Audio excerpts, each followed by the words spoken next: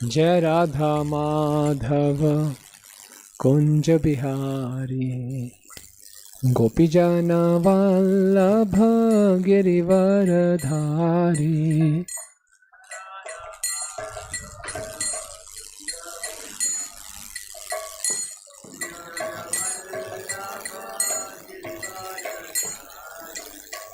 यशोदानंदन ब्रजजन रंजन यमुना तीरवनचारी।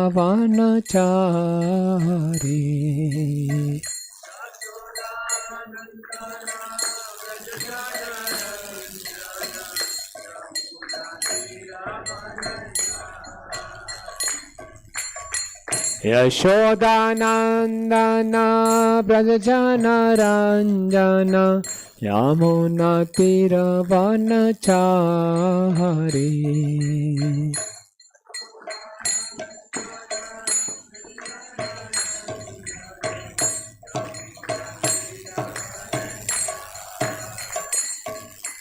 जय राधा माधव कुंज बिहारी गोपीजन वल्लभ गिरिवरधारी।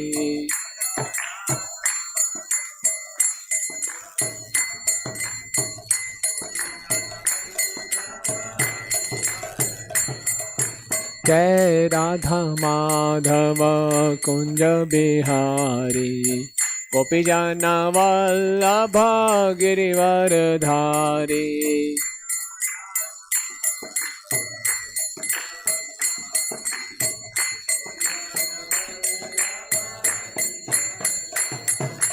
हरे कृष्णा कृष्णा कृष्णा हरे हरे हरे राम राम राम हरे हरे।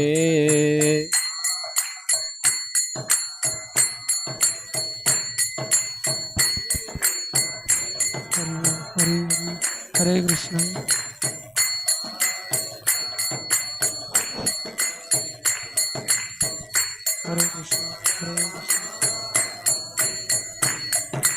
हरे कृष्ण हरे कृष्णा कृष्णा कृष्णा हरे हरे हरे राम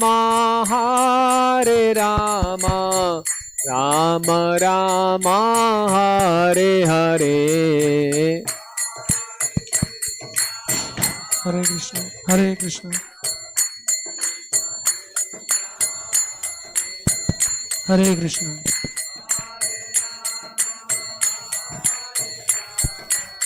हरे कृष्ण। हरे कृष्णा कृष्णा कृष्णा हरे हरे हरे राम राम राम हरे हरे।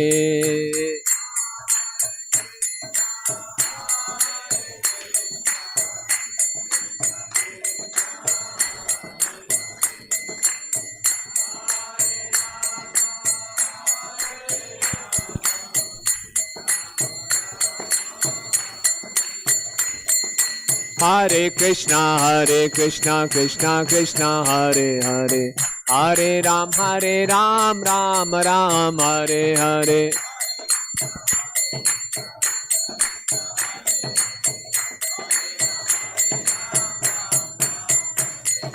हरे कृष्णा कृष्णा कृष्णा हरे हरे हरे राम राम हरे हरे।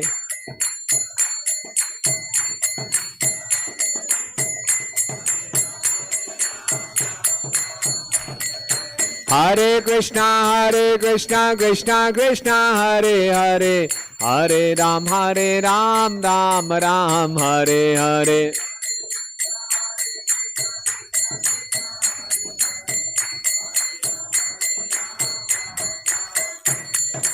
हरे कृष्णा कृष्णा कृष्णा हरे हरे हरे राम राम राम हरे।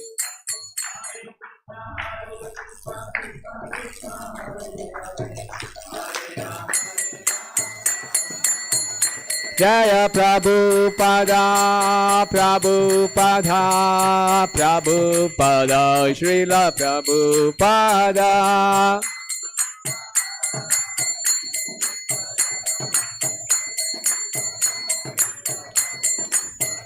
नित्य गौर हरि बोल हरि बोल हरि बोल हरि बोल।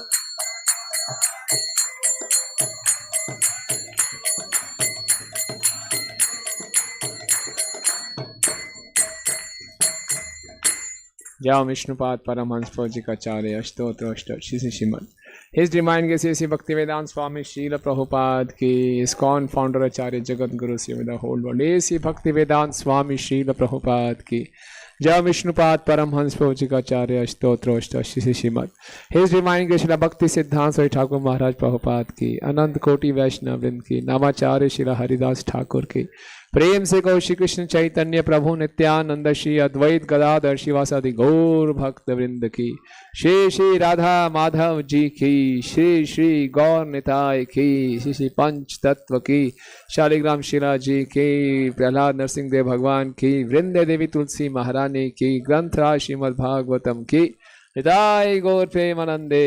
All glories to the assembled devotees, all glories to the assembled devotees, all glories to the assembled devotees, all glories to Shri Shri Guru and Gauranga, all glories to Srila Prabhupada ki jai। Om Ajnanatimirandhasya Jnananjana Shalakaya Chakshurunmilitam Yena Tasmai Shri Guruve Namaha। Shri Chaitanya मनोभीष्टं स्थापितं येन भूतले स्वयं रूप कदा मह्यं ददाति स्वपदान्तिकं वन्देऽहं श्रीगुरु श्रीयुतापदकमलं श्रीगुरून् वैष्णवांश्च श्रीरूपं साग्रजातं सहगण रघुनाथान्वितं तं सजीवं साद्वैतं सावधूतं परिजनसहितं कृष्ण चैतन्यदेवं श्री राधा कृष्ण पादान सहगण ललिता श्री विशाखान्वितांश्च हे कृष्ण करुणा सिंधु दीनबंधु जगतपते गोपेश गोपिका कांत राधा कांत नमस्तुते तप्त कांचन गौरांगी राधे वृंदावनेश्वरी वृषभानुसुते देवी प्रणमामि हरिप्रिये वाञ्छाकल्पतरुभ्यश्च कृपा सिंधु भयेव च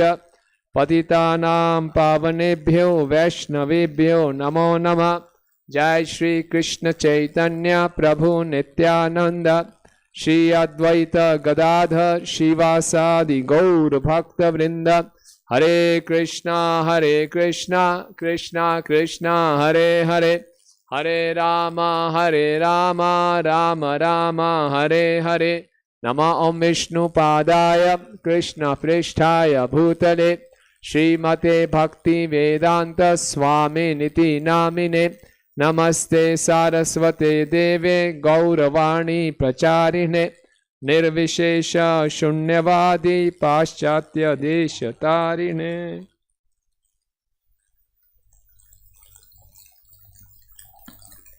हरे कृष्णा। सब भक्तों का हार्दिक स्वागत है। और पिछले 3-4 दिन से हम लोग प्रयास कर रहे हैं इस माधुर्य कादम्बरी पर चर्चा करने के लिए। श्रील विश्वनाथ ठाकुर जी का ये बहुत ही विशेष अनुकंपा है हम सब भक्तों पे कि उन्होंने इतना ये विशेष ग्रंथ की रचना की और ये इसमें बहुत गहराई है और हो सकता है एक बारी पढ़ने या सुनने के बाद इतने हम अच्छे ढंग से ना समझ पाएँ, लेकिन इसको हम दोबारा बार बार वो रिकमेंड करते हैं इसको बार बार पढ़िए। विशेषकर जो आज हम तीसरे बोछार की चर्चा करेंगे अनर्थ निवृत्ति, तो विश्वनाथ ठाकुर जी कह रहे हैं इसको बार बार पढ़ना पड़ेगा तब जाके और इसको अच्छे ढंग से अप्रिशिएट कर पाएंगे। तो कल तक हमने पहली बोछार थी, पहली बोछार का क्या नाम था? कृपा की जो बोछार थी उसका क्या नाम था? माइक पे बोलिए माता जी। हरे कृष्णा प्रभु जी, super excellence of devotional service. Very good. पहला जो है ये पूरा जो माधुरी कादम्बनी है 8 अध्यायों में है ना। और हर एक अध्याय का मतलब बताया गया कि एक अध्याय में हमें चैतन्य महाप्रभु की एक विशेष कृपा प्राप्त हो रही है ना। माधुरी कादम्बनी मतलब बादलों के समूह से माधुर्य की वर्षा। किसके माधुर्य की वर्षा? कृष्ण के माधुर्य की वर्षा। और बादलों का समूह क्या है? चैतन्य महाप्रभु की निरंकुश कृपा, अनरिस्ट्रिक्टेड मर्सी। वो जो मर्सी का पहली जो बौछार है उसमें हमें मालूम चलता है कृपा है ये भी कि अगर हम भक्ति की उत्कृष्टता को समझ सके। भक्ति कई बार हमें ऐसे ही प्राप्त हो जाती है। हम लोग तो श्रील प्रभुपाद जी के आंदोलन में ऐसे ही आगे थे, ये तो सोचने नहीं आए थे कि हम यहाँ पे उत्तमा भक्ति करने आएंगे, अन्य अभिलाषिता शून्यम वाली भक्ति का ये थोड़ी मालूम था हमें सब कुछ। हम तो आ गए थे, अच्छा है, सुना है, कुछ अच्छा लगा, प्रसाद अच्छा लगा, भक्त अच्छे लगे, कीर्तन अच्छा लगा, लोग अच्छे थे, शुरू हो गई तो मालूम चला आपके जीवन का लक्ष्य बदल गया। आपको तो प्रेम करना है कृष्ण से तो ये करिए, आप उत्तमा भक्ति करिए, पूरा जीवन का लक्ष्य मालूम चल गया, पूरा असाइनमेंट मिल गया हमें। तो कई बारी जो चीज़ इतनी आसानी से प्राप्त हो जाती है तो हम उसकी वैल्यू नहीं करते। ब्रह्मांड भ्रमिते कोनो भाग्यवान जीव, गुरु कृष्ण प्रसादे पाए भक्ति लता बीज। ये जो भक्ति का बीज है, जेन्युइन भक्ति, अनन्य भक्ति का बीज हर जगह नहीं मिलता। भक्ति के आभास का बीज कई जगह मिल जाएगा। भक्ति जैसी कहीं चीज मार्केट में बड़ी आसानी से मिल जाएगी।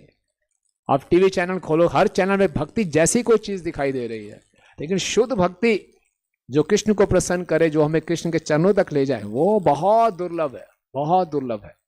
और वो हमें प्राप्त हो गई तो कई बारी उसको हम वैल्यू नहीं करते, इसकी उत्कृष्टता को समझते नहीं है। जब तक उसकी उत्कृष्टता को नहीं समझेंगे, पूरे प्रोसेस में इतनी श्रद्धा नहीं रखेंगे, हाथ से चले भी गई तो बहुत बड़ी बात नहीं है, उसको इतना वैल्यू नहीं करेंगे। इसीलिए विश्वनाथ ठाकुर ने पहले चैप्टर में बहुत डिटेल में भक्ति की क्या यूनिकनेस है, भक्ति की क्या स्पेशलिटी है, उस पर जोर दिया है ना। तो सबसे यूनिक क्वालिटी क्या है भक्ति की?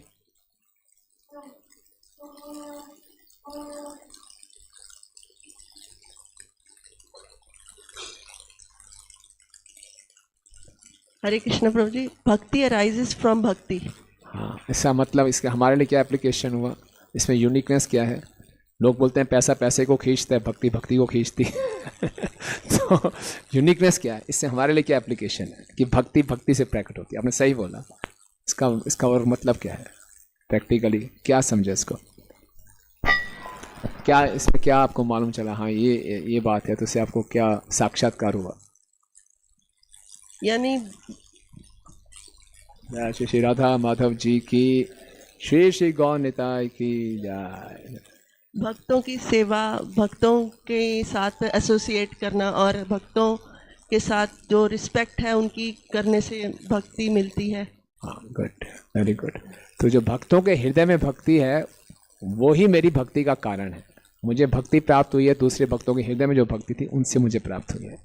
और दूसरा इसका मतलब ये हुआ, जो मेरी साधना भक्ति में मैं कर रहा हूँ यही आगे जाके प्रेमा भक्ति में बदलेगी। यानी कि अभी कच्चा आम है, बाद में वो पक्का आम हो जाएगा। और कुछ करने की आवश्यकता नहीं है, और कुछ मसाला डालने की आवश्यकता नहीं है।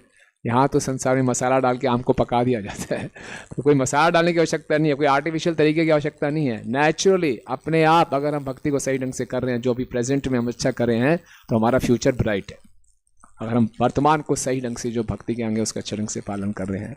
और इसका दूसरा मतलब ये है कि भक्ति का कारण केवल भक्ति है, भक्ति का और कुछ कारण नहीं हो सकता। यानी कि भक्ति करने के लिए किसी योग्यता की आवश्यकता नहीं है। भक्ति एक पापी से पापी व्यक्ति के लिए भी उपलब्ध है। कोई भी भक्ति करने के लिए अयोग्य नहीं है, किसी भी अवस्था में भक्ति की जा सकती है। भक्ति सर्वव्यापक है ना। तो इसीलिए भक्ति की उत्कृष्टता, और भक्ति किसी पर निर्भर नहीं है, कर्म पे, ज्ञान पे, योग पे, तप पे, किसी पर निर्भर नहीं है ना।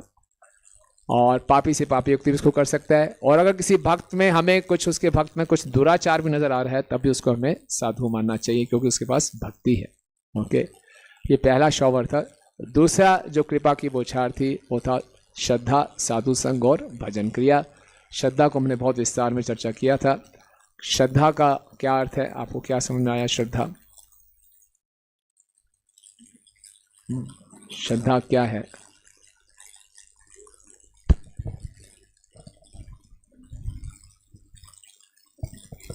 फेथ तो है, फेथ क्या है? यस यस माते पीछे बताइए। श्रद्धा से हमें शास्त्रों का सार पता चलता है। Very good. श्रद्धा का मतलब शास्त्रार्थ विश्वास, शास्त्रों का हमें सार। क्या सार है शास्त्रों का?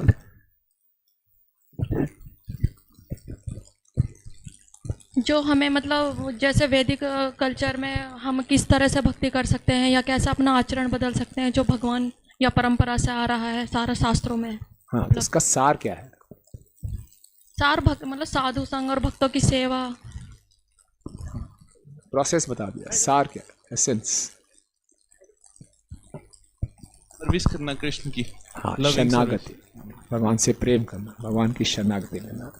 और फिर जब ये हमें श्रद्धा हो जाती है कि हमने भगवान की सेवा करनी है, भक्तों के संग में आके भगवान को प्रसन्न करना है, तो ये कन्विक्शन हो जाता है कि भगवान को प्रसन्न करके ही मैं प्रसन्न रह पाऊंगा।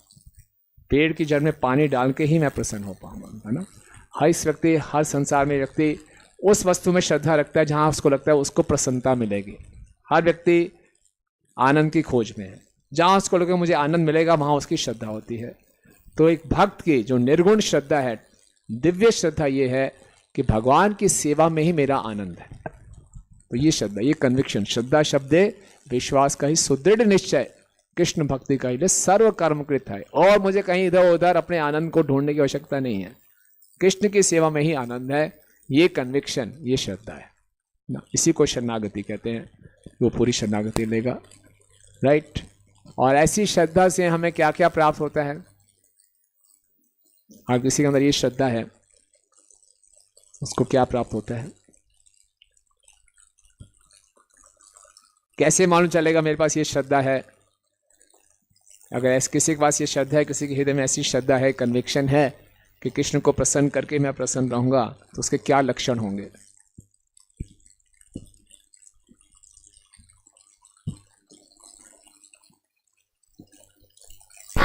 ऑल ऑस्पिशियस प्रभु जी, एवरीथिंग इज ऑस्पिशियस। शुभदा क्लेशाग्नि जो आपने बताया था, क्लेशा सब वैनिश हो जाते हैं। ये भक्ति के यहाँ लक्षण प्रकट होंगे, लेकिन श्रद्धा से क्या क्या प्राप्त होते हैं? ऐसी श्रद्धा से शास्त्राज में एक तरह से फेथ कन्विक्शन बढ़ेगा। वो तो हो गया, बोलो। हाँ, डिजायर टू एक्ट, वो डिजायर टू एक्ट भी हो गया। तो उसमें उसको क्या चीज़ें प्राप्त होती है ना? वीर्य प्राप्त होते हैं ना, श्रद्धा, वीर्य, स्मृति, उसको शक्ति मिलती है। वो इतना उत्साह होता है कि उस उत्साह से वो कुछ भी कर सकता है ना। बाहर के संसार में अक्सर आप देखते हैं, with faith we can move the mountains, ऐसे स्लोगन्स लिखे होते हैं।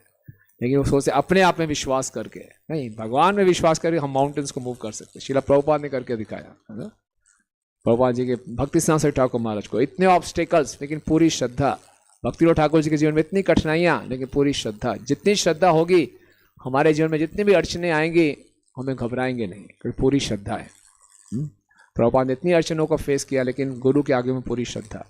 तो श्रद्धा से शक्ति आती है, उत्साह आता है ना।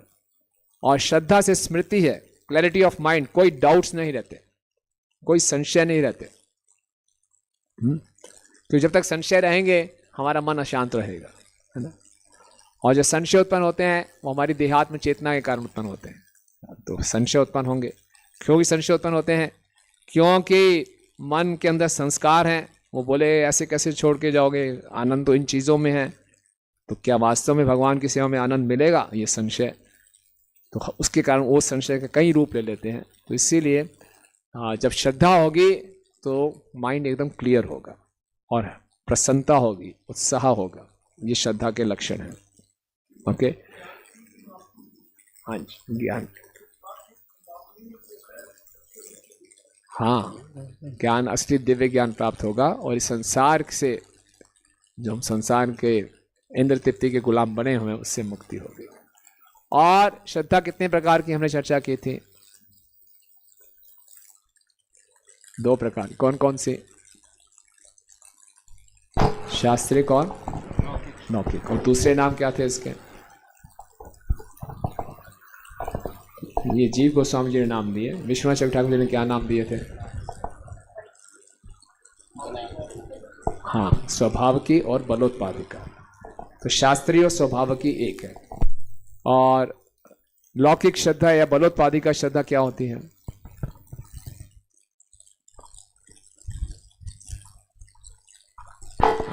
मेरी मैं थोड़ा रिवीजन इसलिए कर रहा हूँ क्योंकि अगर हम आगे बढ़ते गए बेसिक कंसेप्ट क्लियर नहीं हुए। हाँ, बलोत्पादिका और लौकिक श्रद्धा क्या होती है? बलोपाधिका श्रद्धा वो होती है जो बाय फोर्स करी जाती है। हाँ, बाय जिसमें बल क्या? हाँ, एक्सटर्नली होती है, एक्सटर्नल होती है और सेंटिमेंटल होती है, वीक होती है। सेंटिमेंट। स्वाभाविक श्रद्धा, स्वाभाविक श्रद्धा है वो नेचुरल होती है और शास्त्रों के बेसिस पे होती है और वो स्ट्रांग होती है, हमें अथॉरिटी देगी, पावर देगी। हाँ, और ट्रू श्रद्धा यही है। ट्रू श्रद्धा यही है। लौकिक श्रद्धा से हृदय में परिवर्तन नहीं होता, शास्त्रिक श्रद्धा से हृदय में परिवर्तन होता है।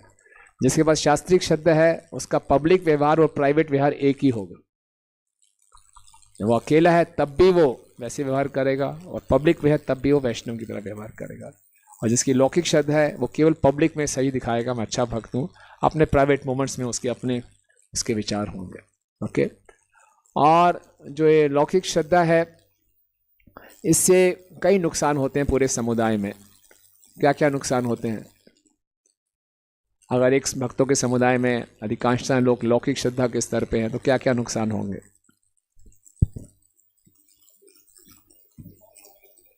सेवा में समस्याएं, क्या डेविएशंस हो सकते हैं। और क्या होगा?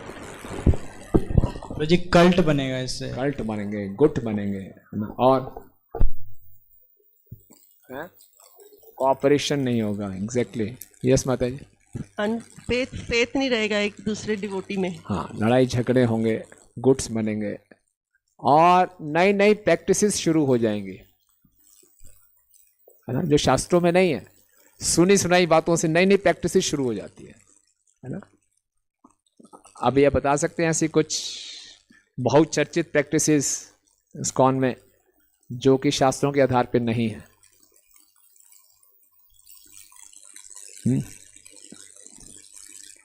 कोई दिखाई देती है आपको? समझिए बात। ऐसी कोई बहुचर्चित प्रैक्टिस आपने देखी है जो कहीं आपने शास्त्रों में ना तो पढ़ी है ना सुनी है भक्तों के समुदाय में?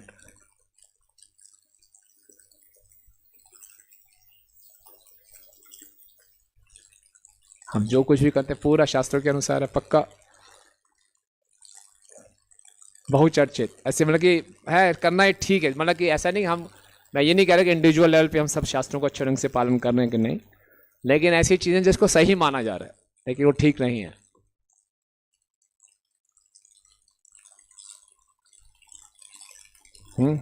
कोई नहीं ऐसा लग रहा है? लड्डू गोपाल की पूजा, हाँ यस, एक तरीका, हाँ टेक्निकली बिल्कुल ठीक कह रहे हैं। ऐसा कोई गौड़िया वैष्णव उसमें हम लड्डू गोपाल जी की पूजा नहीं करते, लेकिन चल रहा है और एक दूसरे को हम एनकरेज भी करते रहते हैं, शुरू करो कोई बात नहीं। हाँ गुड। और कोई?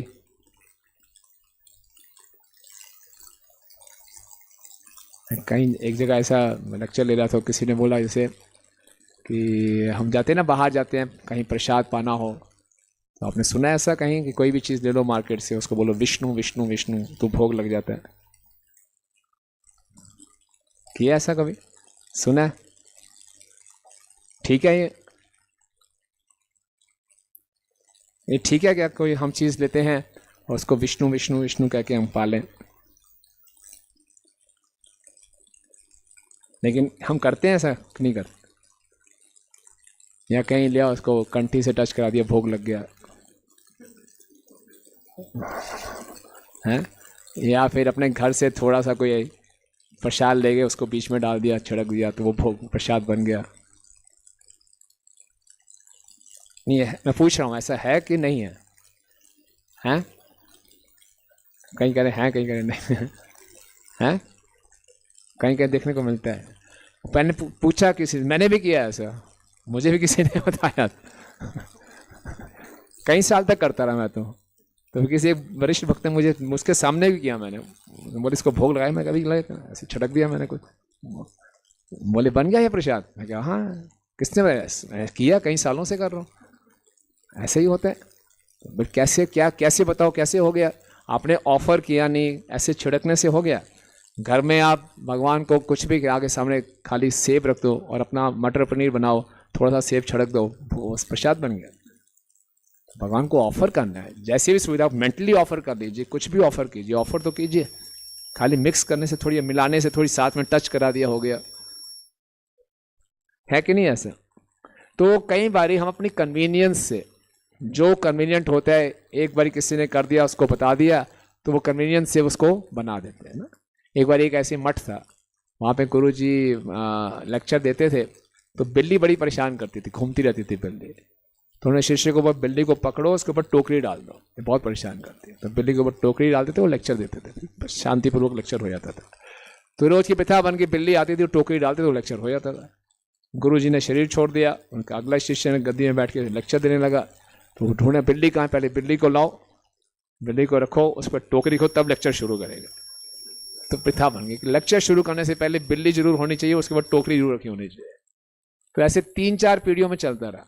फिर एक अगली पीढ़ी में जो शिष्य आया, उसने उसके ऊपर एक पूरी बुक लिख दी कि बिल्ली का बैठना क्यों जरूरी है लेक्चर के समय। तो ऐसे शुरू होता है, ये लौकिक श्रद्धा ऐसे शुरू होती है ना।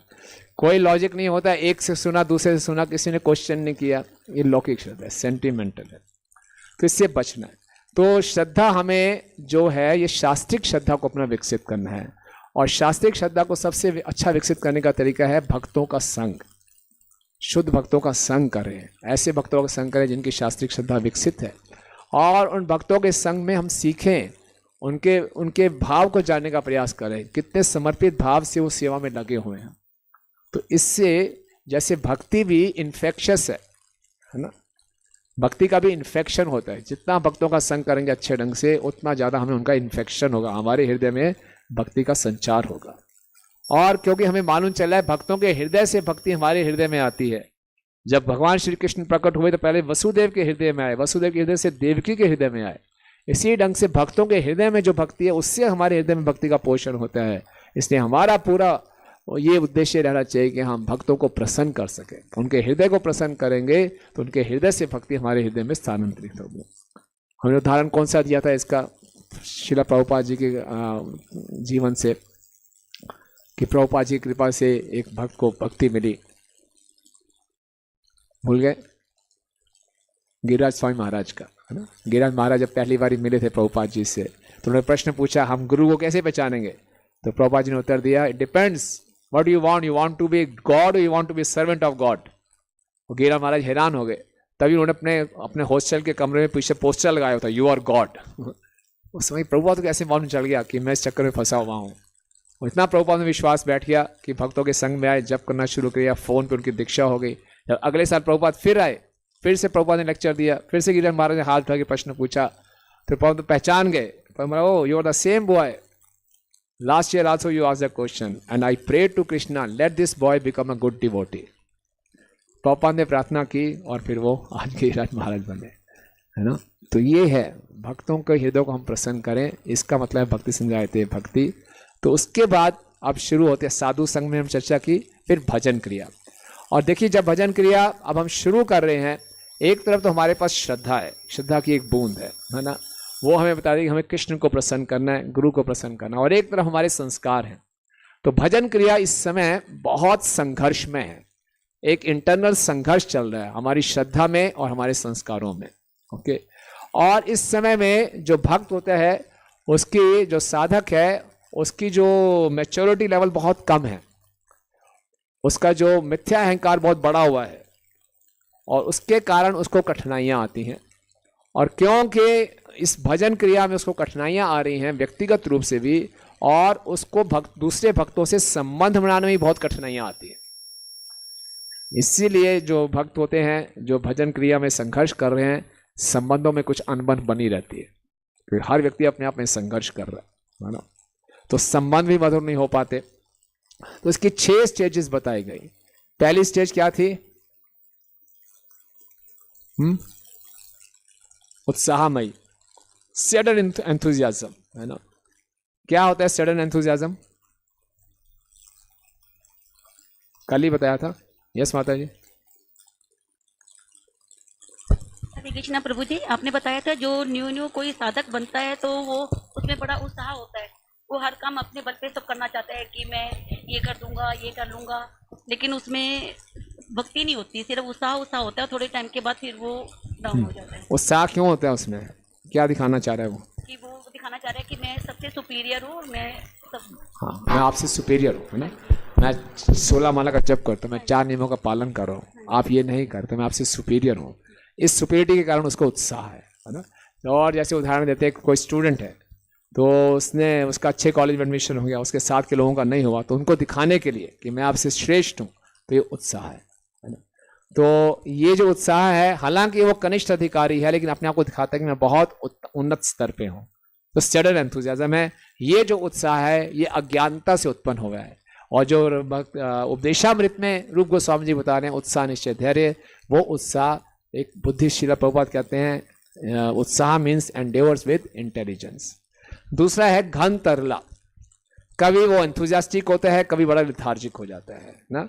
कभी घन एकदम सॉलिड एंथुजियास्टिक, कभी तरल एकदम लिक्विड। कभी हमें लगता है भगवत धाम पहुंच गए, कभी हमें लगता है हम 16 माला क्यों कर रहे हैं, है ना। तो ये क्यों होता है? घन तरला क्यों होता है? ऊपर नीचे क्यों होते हैं भक्ति में?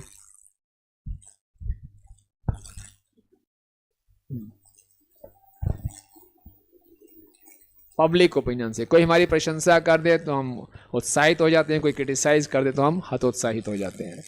और ये इसलिए क्यों प्रभावित होते हैं पब्लिक ओपिनियन से?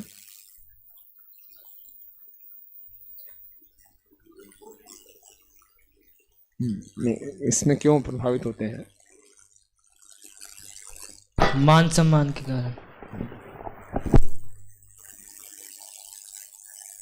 अनफ्लिंचिंग फेथ नहीं। हरे कृष्ण। स्क्रिप्चर्स में विश्वास ना होना। नहीं। अरे सब अप्रोक्सीमेट होता है क्योंकि हम रिचुअलिस्टिक प्रैक्टिस करते हैं, भक्ति का बहुत सुपरफिशियल लेवल पे रहते हैं, सरफेस पे रहते हैं, इसलिए वातावरण में जो परिवर्तन है, ओपिनियन, उससे प्रभावित होते रहते हैं। भक्ति की गहराई में जाने का प्रयास नहीं करते। तो क्या बोला था, कैसे हम गहराई से भक्ति कर सकते हैं, कैसे डेप्थ में जा सकते हैं कृष्णा कॉन्शियसनेस की, जिससे हम प्रभावित ना हो उतार चढ़ाव से।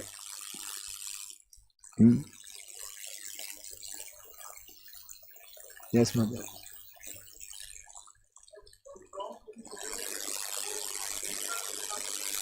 नहीं, ठीक है, आपकी बातें ठीक हैं, जनरल स्तर पे जो हमने कल चर्चा की थी हम उससे पूछना चाह रहे हैं। हमें बताया था कि अगर भक्ति में गहराई में जाना है, शरीर से, मन से और हृदय से अटेंटिव रहना पड़ेगा, है ना। जड़, विक्षेप और द सीन हमने चर्चा किया था।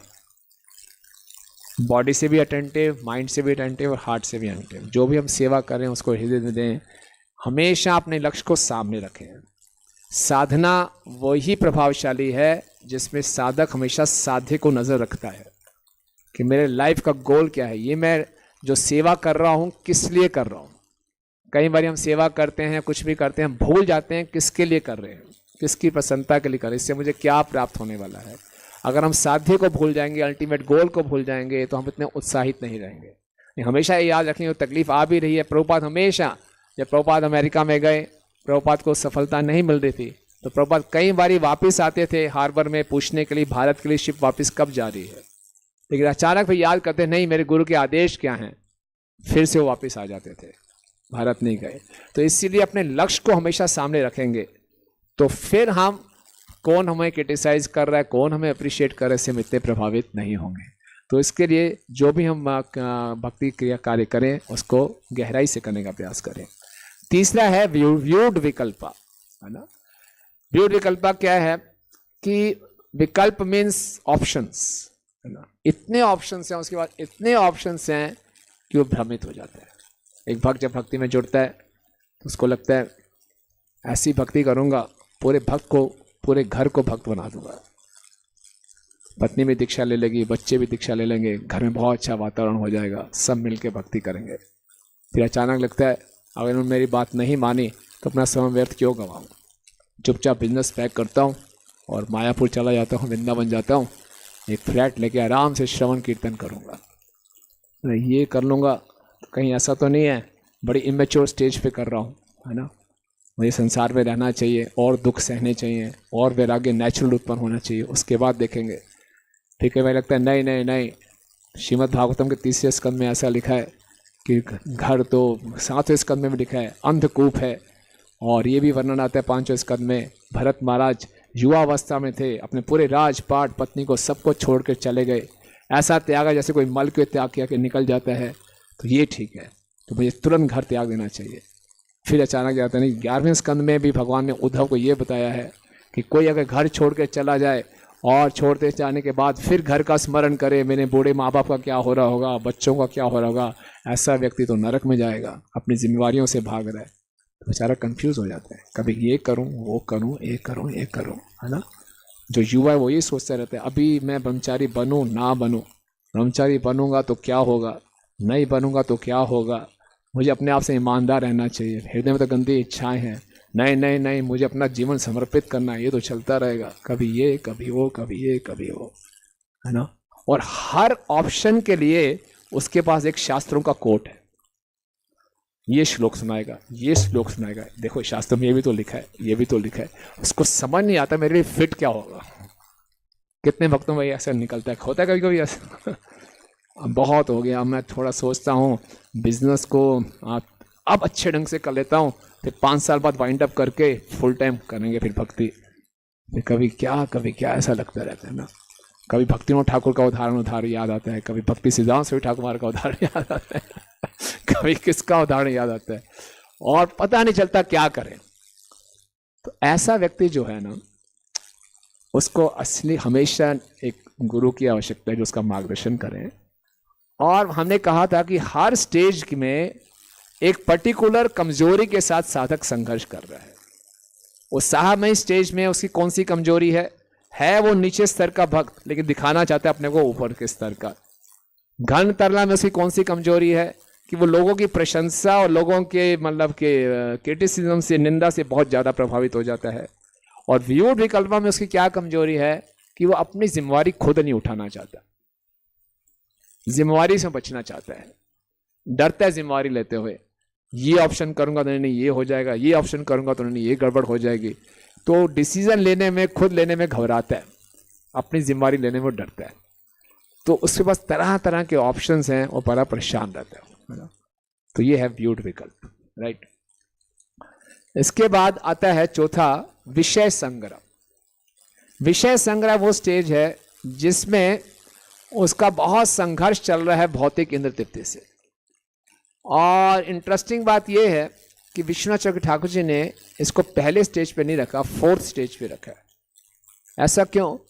क्योंकि पहले जब व्यक्ति शुरू में भक्ति में जुड़ता है, उत्साहमयी अवस्था में होता है, तो उसको एक ऐसा एक्साइटमेंट होता है कि वो अपने पुराने संस्कारों को भूल जाता है। पुराने संस्कार उसको कुछ समय के लिए तंग नहीं करते। उसको लगता है मैं बिल्कुल शुद्ध भक्त हो गया हूँ, मेरा हृदय बिल्कुल शुद्ध हो गया है, कोई इंद्र तृप्ति की इच्छा नहीं रही, बस अब पूर्ण रूप से कृष्ण के प्रति समर्पित हो गया हूँ।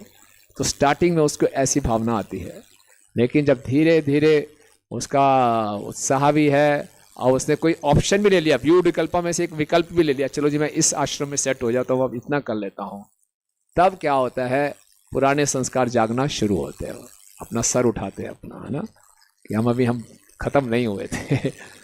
वो वापस ऊपर उठते हैं दोबारा से, ऐसे उसको सताते हैं। वो कभी नीचे गिरता है फिर ऊपर उठता है, कभी नीचे गिरता है फिर ऊपर उठता है। ये संघर्ष चलता रहता है, विषय संग्रह, है ना, बहुत परेशानियां होती हैं। ये देखिए कितना अच्छे ढंग से एनालिसिस किया विश्वनाथ चक्रवर्ती ठाकुर पाद जी ने। हर किसी भी आप साधक को देखेंगे, we all are going through this stages, the internal tug of war with material sense enjoyment. 5वां नियम अक्षमा। अब वो स्थिति में आ गया कि थोड़ा सा स्टेबल हो गया और अब उसको विषय का सुख इतना सता नहीं रहा, लेकिन अब वो क्या करता है, नियम अक्षमा, कुछ नियमों के पालन करने का संकल्प लेता है। और ये संकल्प भी आउट ऑफ प्राइड। इस सारी स्टेजेस में प्राइड है कि मैं कुछ हूं, मैं बेहतर हूं दूसरों से, प्राइड है। वो प्राइड, आउट ऑफ प्राइड कुछ वाउज लेता है कि मैं भी कुछ ज़्यादा माला करूँगा, ज़्यादा अध्ययन करूँगा, ताकि मैं दिखा सकूँ मैं दूसरों से बेहतर हूँ। तो ऐसे वो संकल्प लेता है, नियमों का पालन करने का संकल्प लेता है, लेकिन पूरा नहीं कर पाता, फिर वो उदास हो जाते हैं। नियम अक्षम है उन नियमों का पालन करने में, है ना। तो यहाँ पे अपनी कौन सी उसकी वीकनेस है? अगेन अपने आप को दिखाना चाहता है कि मैं दूसरों से बेहतर हूँ, इसीलिए वो कुछ वाउस लेता है, उस वाउस को सही ढंग से पालन नहीं कर पाता। कार्तिक का महीना आता है, हम सब वाउस लेते हैं, 64 माला रोज करेंगे, रोज ये करेंगे, कुछ दिन करते हैं, फिर हो सकता है छूट जाती है कई बार, है ना। और हम कई बार वाउस लेते हैं, प्रतिदिन 2 घंटा अध्ययन करेंगे, ये करेंगे, कुछ दिन करते हैं, फिर छूट जाता है, तो उसमें स्टेबिलिटी नहीं रहती। तो ये एक अनिश्चितता भक्ति की एक स्टेज है। और छठा है तरंग रंगनी, है ना। ये और सूक्ष्म है। इसमें क्या है कि जैसे कोई साधक भक्ति शुरू करता है, अब वो सेट भी हो गया, व्यूड विकल्प भी नहीं है, विषय संग्रह भी नहीं है, नियमों का भी अच्छे ढंग से पालन करने लगता है, कुछ श्लोक भी याद हो गए, प्रचार करना भी शुरू कर दिया, बहुत स्टडी हो गया भक्ति में। तो क्योंकि वो भक्ति में स्टडी हो गया, सब अच्छे ढंग से भक्ति कर रहा है, तो वो भी दूसरों को अपने प्रति आकर्षित करना शुरू कर देते हैं। लोग उससे आकर्षित होना शुरू हो जाते हैं। लोग बोलते हैं आप तो बहुत अच्छे भक्त हैं, इतनी अच्छी आपकी साधना है, इतना अच्छा आपका प्रचार है, एकदम परफेक्ट आपका आचरण है, आप तो हमारे लिए गुरु के समान हैं, है ना। तो उसको लोग गिफ्ट्स देते हैं, धन देते हैं, प्रशंसा करते हैं, और वो इन सब बातों को बिल्कुल सच मानता है कि अब मुझे लोग तत्व से पहचान गए हैं, है ना। और इसका हृदय बहुत प्रफुल्लित होता है। तो विषय तरंग रंगनी का मतलब है enjoying on the waves of devotion. वो एंजॉय करता है और उसको लगता है ये सब मेरी अचीवमेंट्स हैं, मैं भक्ति में ऐसे स्टडी नहीं हुआ, ऊपर की 5 स्टेजेस से निकला हूँ, बहुत संघर्ष किया मैंने, अब जाके मैं किसी आश्रम में फिक्सअप हो गया हूँ, और श्लोक मैंने सुबह उठ के रटे, ऐसे थोड़ी हुआ है, खूब मेहनत की है मैंने, कीर्तन करना सीखा है, सब कुछ जाना है मैंने, तो अब मैं डिजर्व करता हूँ ये प्रशंसा, आई डिजर्व इट। और मेरे को जन है, धन है, सुंदरी है, सब कुछ है मेरे पास, और मैं गुरु बन गया, kind of he thinks I am a Guru now, मेरे फॉलोअर्स भी है, सब कुछ मेरे पास है। बहुत खतरनाक स्थिति है ये, है ना। ये एक बहुत ही सटल गड्ढा है ना। यस माता। अभी बोला ना, enjoying on the waves of devotion, thank you. भक्ति की तरंगों में उसको बताइए मेरी अचीवमेंट्स है। और जितना ज़्यादा फॉलोअर बढ़ रहे हैं आजकल, तो अब यूट्यूब का क्रेज है अब, है ना। जितने ज़्यादा फॉलोअर्स बढ़ रहे हैं, वो सोचे मेरी भक्ति बढ़ रही है ना। जितने जन बढ़ रहे हैं, मेरा हृदय और शुद्ध हो रहा है, मैं भक्ति में आगे बढ़ता जा रहा हूँ। मैं ये नहीं कह रहा कि फॉलोअर्स होना गलत बात है, आप प्रचार करेंगे, कुछ ना कुछ फॉलोअर्स बनेंगे, लेकिन इसको अपनी अचीवमेंट मानना और इसको एंजॉय करना, ये भक्ति का बहुत बड़ा ये बाधक है। और ये स्टेज आती है, ये आती है स्टेज ना। एक्चुअली जो माया देवी हैं, वो भगवान की बहुत अच्छी सेविका हैं। वो भक्ति देवी को बोलती हैं आप थोड़ा रुको, मेरे को चेक करने दो इस साधक को, ये आपके लायक है भी कि नहीं। तो ये इसी में फिसल जाएगा, ये थोड़ी सी प्रशंसा करेंगे, इसी में फिसल जाएगा। आप क्यों इसके लिए आ रहे हैं, अभी ठहर जाओ, अभी वेट करो, अभी तैयार नहीं हुआ है। तो माया देवी वो छोटे छोटे ऑप्शन देगी, हम अक्सर इसमें आके फंस जाते हैं, है ना। भक्तिनाथ ठाकुर जी बताते हैं ये तरंग रंगनी है ना, ये अनर्थ है हमारा धेनुकासुर का अनर्थ, है ना। धेनुकासुर कौन से वन में था? ताल वन, है ना। और वहाँ पे बड़े बड़े वृक्ष थे और सुंदर सुंदर फल थे, लेकिन धेनुकासुर सोचता था कोई नहीं आ सकता, ये सारा एरिया मेरा है, मैं और मेरा, ये मेरी अचीवमेंट है, मेरी उपलब्धियां हैं। तो ये जब हम समझते हैं कि ये सारी मेरी अचीवमेंट्स हैं मेरे भोग के लिए, तो ये भक्ति हमारी आके रुक जाती है, स्टेगनेंट हो जाती है, और यहाँ पर आके काफ़ी भक्त फंस जाते हैं और फिर उनका पतन शुरू होता है यहाँ से, है ना। सो ये अनिष्ठता भजन क्रिया की 6 स्टेजेस है, ठीक है। तो यहाँ तक ये है। तो इस सबसे ऊपर हम उठेंगे, कि निष्ठा की स्टेज में हम कैसे पहुंचेंगे, अनर्थ निवृत्ति कैसे होगी, ये आज और कल में हम चर्चा करेंगे। ठीक है, तो अब थर्ड शॉवर शुरू होता है और इसका नाम है अनर्थ निवृत्ति, है ना। अनर्थ निवृत्ति, अनर्थ का क्या मतलब होता है?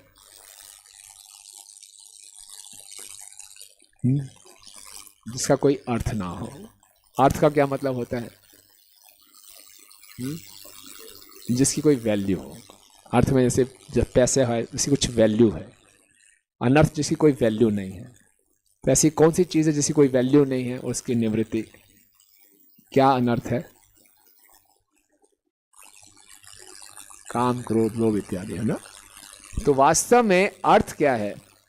अर्थ का मतलब है धन या पैसा, लेकिन वास्तव में अर्थ का विशेष अर्थ है attainment of the supreme spiritual entity, परमार्थ वस्तु ना? प्रेमो पुमार्थो महान, महाप्रभु ने हमें बताया हमारे जीवन का मुख्य लक्ष्य है कृष्ण का प्रेम प्राप्त करना, और वास्तविक अर्थ है भगवान श्री कृष्ण। ओके, इसीलिए और हमारा जो असली धन है, अर्थ मतलब धन, वो है हमारा कृष्ण के लिए प्रेम, प्रेमा भक्ति हमारा असली धन है। और हर जीव का यही उद्देश्य है कि इस संसार में हम सब कोई धन कमाना चाहते हैं, अर्थ कमाना चाहते हैं। जो अर्थ है वो कृष्ण का प्रेम। इसके अलावा जो कुछ भी हमारे हृदय में है वो अनर्थ है, उसकी कोई वैल्यू नहीं है। कृष्ण को पाने की, कृष्ण को प्रेम करने की इच्छा के अलावा कोई भी इच्छा अनर्थ है। समझ आ रही बात? कृष्ण को पाने के अलावा हृदय में जो भी इच्छा है वो क्या है? अनर्थ है। ये ठीक है, प्रैक्टिकल लग रहा है आपको ये बात?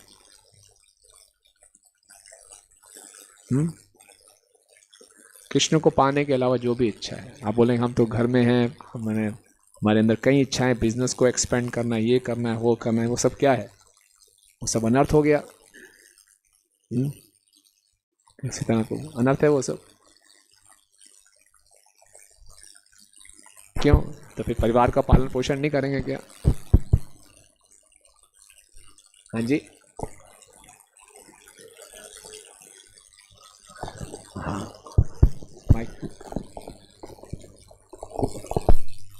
अगर वो कोई चीज कृष्ण के लिए की जाएगी तो फिर वो अर्थ समझ आता है। हाँ। लेकिन अगर उसके लिए नहीं की जा रही है तो वो मृत्यु के बाद यहाँ पे रह जाना है, तो फिर कैसे अर्थ रह जाएगा? The thing we can not take with us, उसको अर्थ नहीं बोला जा सकता। हाँ। अगर परिवार का भी पालन पोषण कर रहे हैं, बिजनेस भी कर रहे हैं, तो उसको भी इस ढंग से कर रहे हैं कि वो कृष्ण के लिए हो। ये कला सीखनी है। कृष्ण के अलावा कुछ भी हृदय में है वो अनर्थ है। अनर्थ हमें सुख देगा कि दुख देगा? निश्चित रूप से दुख देगा। लेकिन माया का ऐसा भ्रम क्रिएट होता है कि हम सोचते हैं जो अनर्थ है वो हमारा असली अर्थ है ना। हमें अपने अनर्थों से आ सकती है। नहीं नहीं, ये जो अनर्थ है मेरे असली एसेट्स हैं, ये मुझसे मत छीनिए, है ना। मेरा घर, मेरी प्रॉपर्टी, ये मेरे आनंद के स्तोत्र हैं, ये मेरे अनर्थ नहीं है। ये मैंने बहुत मुश्किल से इसको कमाया है, इसको मुझे अपने पास रखने दो। यही हरिनाम के प्रति 10वां अपराध है। हरिनाम की अगाध महिमा सुनने पर भी भौतिक आसक्ति बनाए रखना, है ना। तो वास्तव में हम, यही भगवत गीता का पूरा सार है और यही पूरे भागवत धर्म का सार है कि जीवन की हर वस्तु को हम कृष्ण में बना सकते हैं, अपनी हर इच्छा को हम कृष्ण में बना सकते हैं, और यही हमने करना है। तब हमारा पूरा एक ही अर्थ है, कृष्ण को प्राप्त करना हर परिस्थिति में, हर अवस्था में। लेकिन इसके अलावा कुछ जो इच्छाएं हैं जो हमारी भक्ति में बाधा देती हैं वो अनर्थ कहलाते हैं, है ना। जो भक्ति की प्रैक्टिस में हमें अड़चने उत्पन्न करती हैं वो अनर्थ है। ओके, तो लेकिन हम तो बोलेंगे अभी तो हमारा हृदय बहुत भरा पड़ा है अनर्थों से, तो कैसे होगा? तो भगवान बहुत सुंदर संदेश दे रहे हैं कि भागवतम के 11वें स्कंद में, श्रुतो अनुपाधितो ध्याता आद्रतो वनुमादिता सद्य पुनाति सद्धर्मो देव विश्वद्रोहोपि हि। प्लीज पढ़ेंगे कोई इसमें से?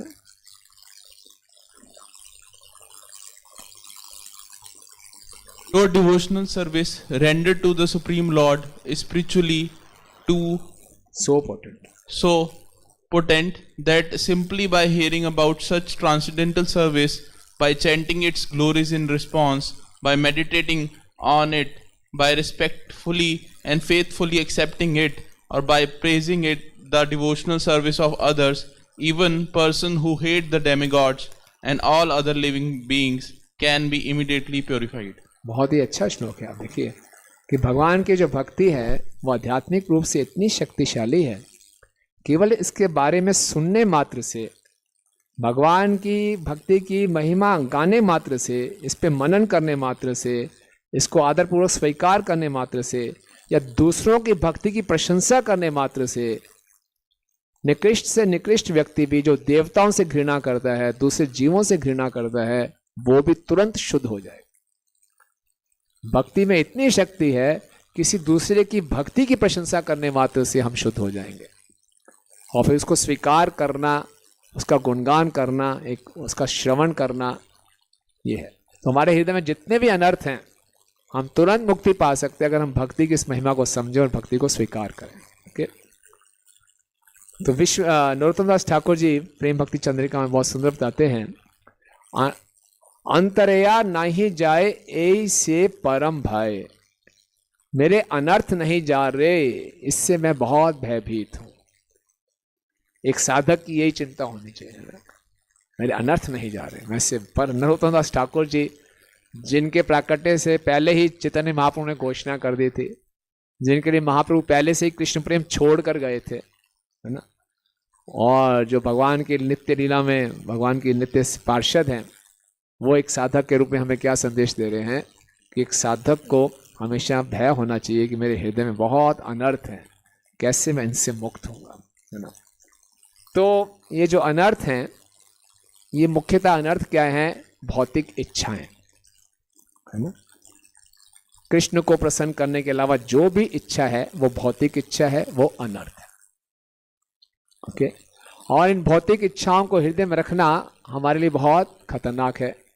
भागवतम के 4 स्कंद में वर्णन आता है कि जैसे एक नदी के तट पे कुशा घास है, और जो कुशा घास है वो नदी के पानी को सोख लेती है, नदी का पानी सूख जाता है। इसी प्रकार से हृदय में जो भौतिक इच्छाएं होती हैं वो आत्मा की सेवा की भावना को सोख लेती हैं, हमारी सेवा की भावना समाप्त हो जाती है। इसीलिए इस हृदय से इन भौतिक इच्छाओं को हटाना बहुत आवश्यक है ना। एक बार श्रीला प्रभुपाद जी जोहू बीच में मॉर्निंग वॉक करके वापस जा रहे थे, और गाड़ी में बैठने ही वाले थे, और गाड़ी का दरवाज़ा खुला हुआ था। तो एक भक्त भागते हुए पीछे से आया, भागते हुए हाँफ रहा था, Prabhupada what is the most important thing in devotional service? भक्ति में सबसे महत्वपूर्ण बात क्या है ना। प्रभुपाद एकदम आधे कार में बैठे और दरवाज़ा बंद करते जोर से बोले, डिज़ायर, इच्छा ना। सबसे इम्पॉर्टेंट बात है भक्ति में इच्छा, है ना।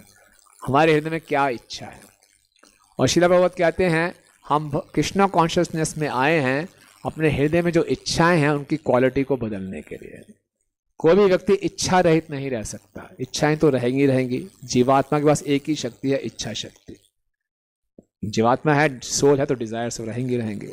इन इच्छाओं को बदलना है, और इन इच्छाओं को बदलने के लिए हम भक्तों का संग करते हैं ना। संगात संजायते कामा, अनादिकाल से हम असत संग कर रहे हैं, तो असत इच्छाएं हैं।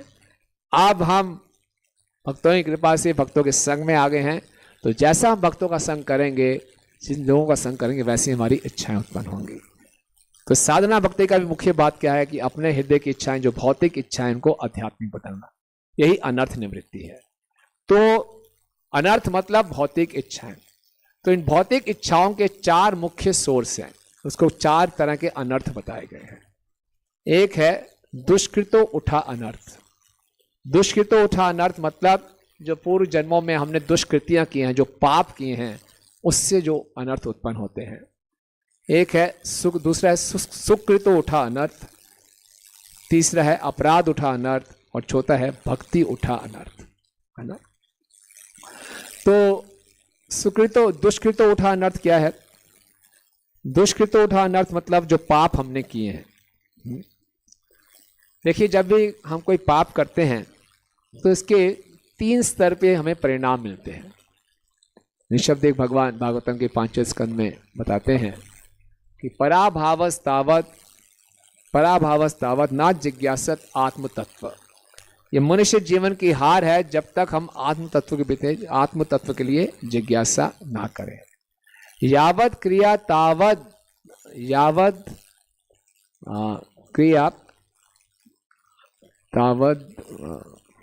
कर्मात्मकम ये न शरीर बंधा। यावत क्रिया तावत मनोमेत कर्मात्मकम ये न शरीर बंधा। जैसी जैसी हम क्रिया करेंगे वैसे वैसे उसका मन के ऊपर छाप पड़ जाती है।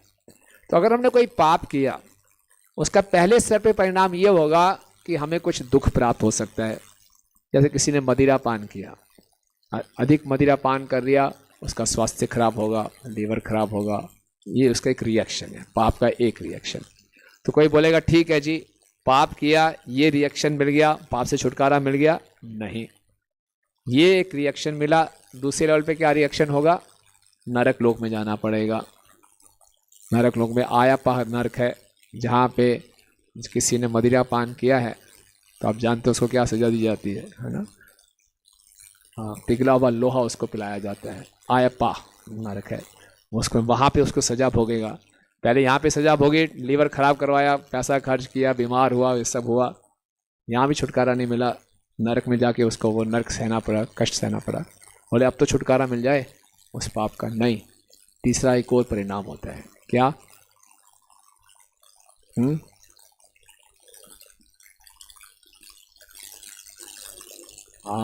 मन में संस्कार छप जाएगा। ये सबसे खतरनाक है। जो शरीर खराब हुआ, चलो ठीक है जी, शरीर के समाप्त वो खत्म हो गया।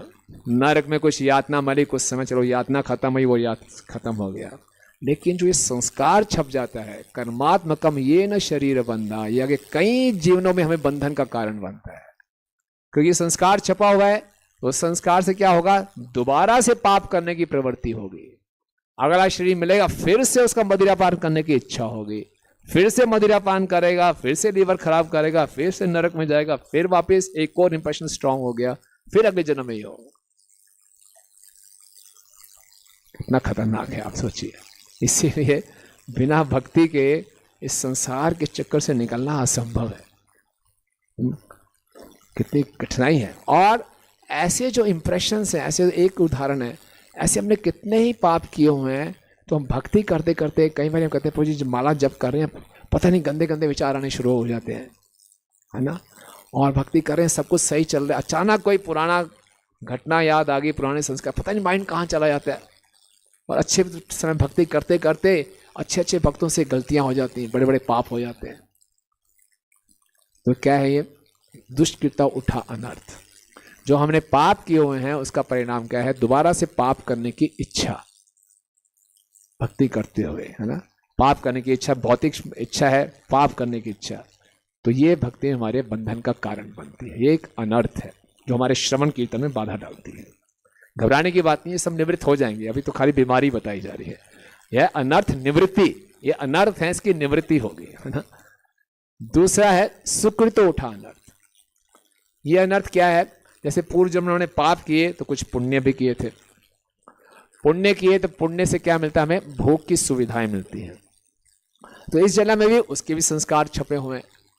तो फिर पुण्य कार्य करने की इच्छा होती है ताकि हम इस भौतिक जगत को और अच्छे ढंग से भोग सके ना। या फिर पुण्य करने की ऐसी आदत पड़ जाती है कि हम पुण्य कार्यों को भक्ति से ज्यादा श्रेष्ठ मानते हैं। जैसे हमारे एक भक्त थे जो दक्षिण भारत से थे, ब्राह्मण परिवार में जन्म हुआ उनका, और उन्होंने भक्ति शुरू की। माता जी ने भी उनकी माला जप करना शुरू कर दी, दीक्षा भी ले ली।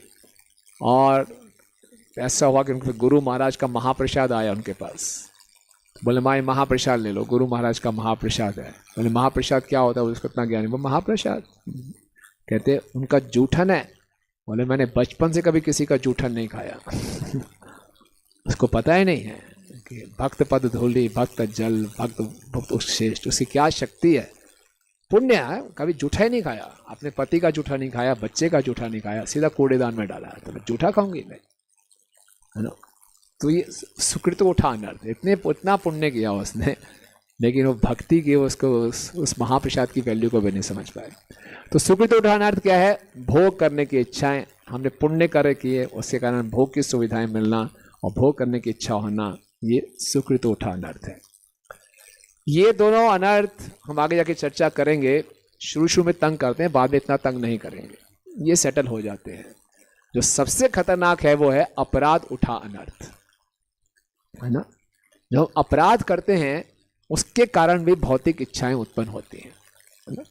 कल हमने चर्चा की थी, कल या परसों, जीव गोस्वामी ने बताया कि अपराध के 5 प्रभाव होते हैं।